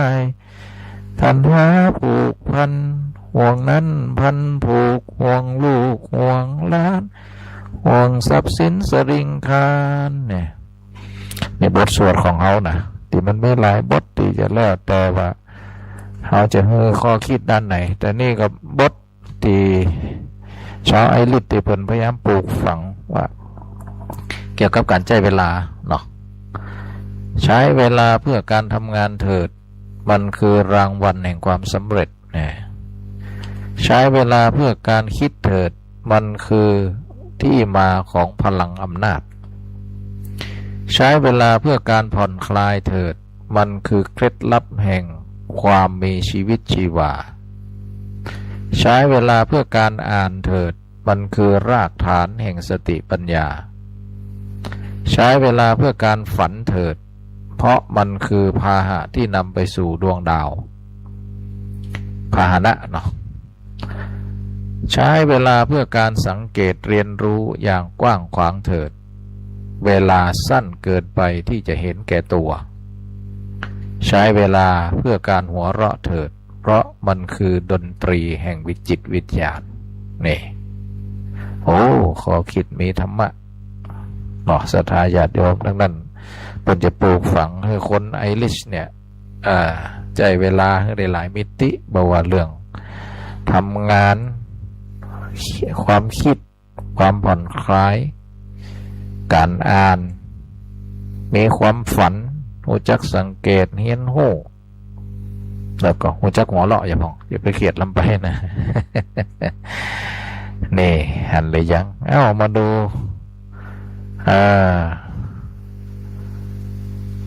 ดูข้อคิดอย่างนี้เพราะเป็นนักนะศรัทธาญาติโยมหนังสือเล่มนี้นะถึงเอามาไว้ไกลนี่ไม่มีภูเขาที่ไม่รู้จักเหี่ยวไม่มีคนเลวก็ไม่รู้จักคนดีไม่มีหนี้ก็ไม่รู้จักประหยัดไม่มีนัดก็ไม่รู้จักเวลาไม่มีน้ำตาก็ไม่รู้จักใจคนไม่มีสัพดลก็ไม่รู้จักสุภาพไม่มีตราบาปก็ไม่รู้จักความดีไม่มีหน้าที่ก็ไม่รู้จักความรับผิดชอบไม่มีการสอบก็ไม่รู้จักศักยภาพของคนมันเขาเก็บข่าวการสอบ ทุจริตการสอบนี่คนที่จะมุ่งจะได้ด้วยบทสวดวิธีการว่ามันถูกกฎหมายก็เอาเปรียบคนอื่นก่อนในที่สุดก็ร้อนใจในภายหลังนี่หันหรือยังศรัทธานี่แล้วนี่มงคลคืออะไร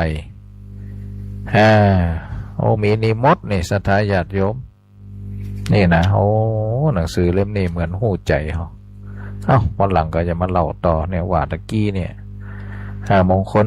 38จับพอดีเฮ้ยนี่ความหมายดูเป็นเศร้ากว่าหน้านะศรัทธาญาติโยมว่าเป็นเรื่องอย่ามาจับได้จับดีนี่เรื่องมนุษย์ห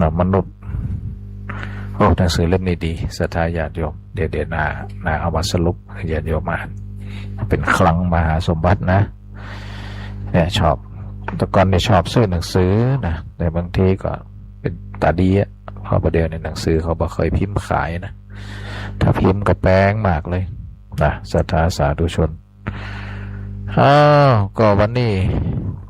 ดึกนามาพอสมควรบรรพบุก็จะได้ ไปปุ่นนะเบาะเนาะพอมีดีมีพระเถระผู้ใหญ่มาเป็นประธานสอบปริญญาโทนะ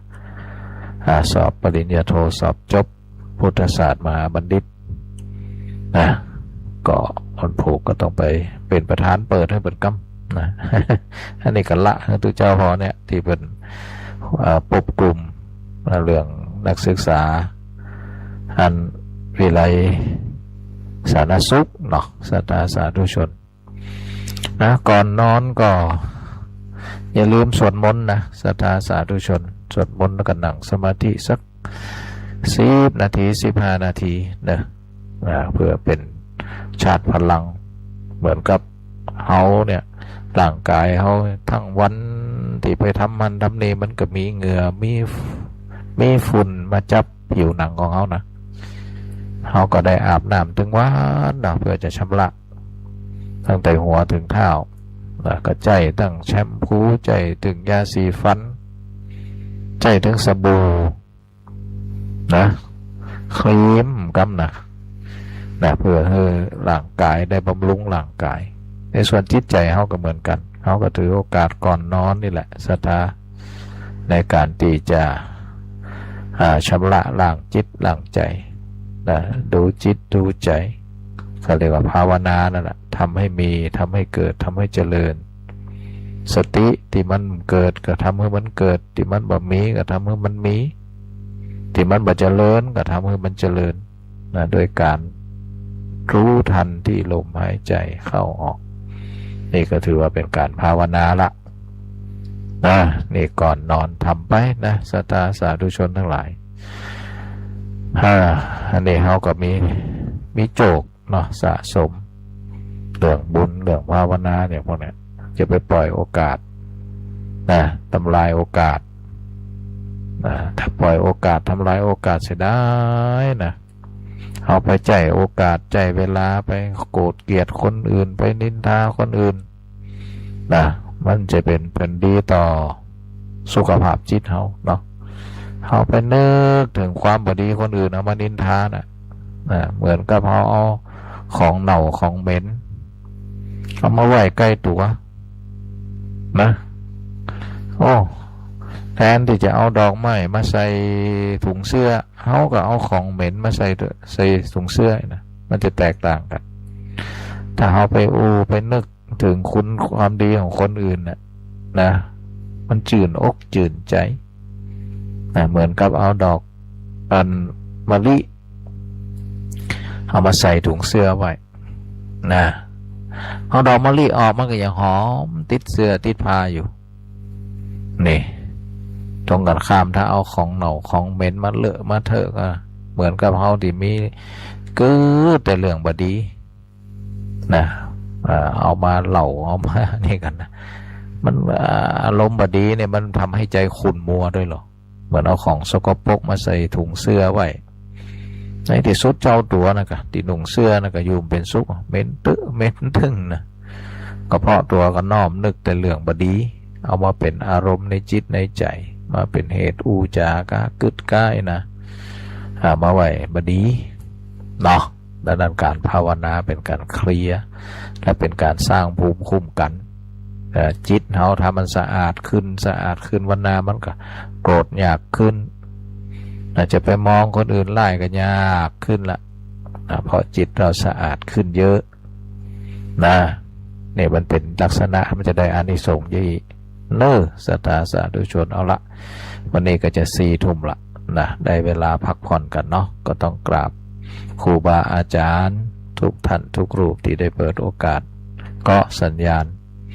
จากวัดบรรพตสุทธิสู่ประชาชนหลายพื้นที่ไปถึงเมืองน่านบนนะสาธุชนอะไรต้องขอกราบขอบพระคุณครูบาอาจารย์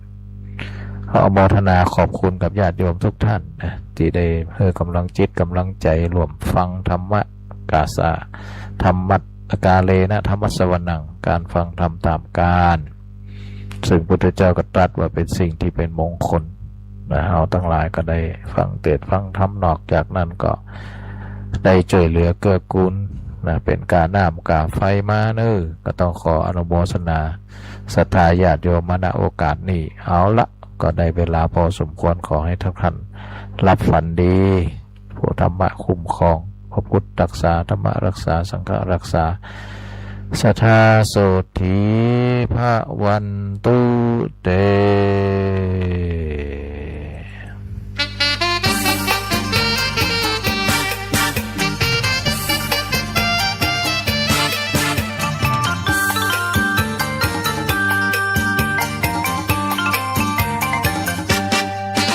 คนเราเกิดมากิเลสตัณหาพาให้วุ่นวายดิ้นรนจน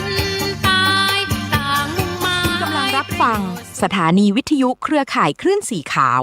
วัดบรรพตสถิตจังหวัดลำปางต่อไปเชิญรับฟังซอคำเมือง2 ชั่วโมงเต็มตั้งแต่เวลา 22 นาฬิกาจนถึงเวลาเที่ยงคืน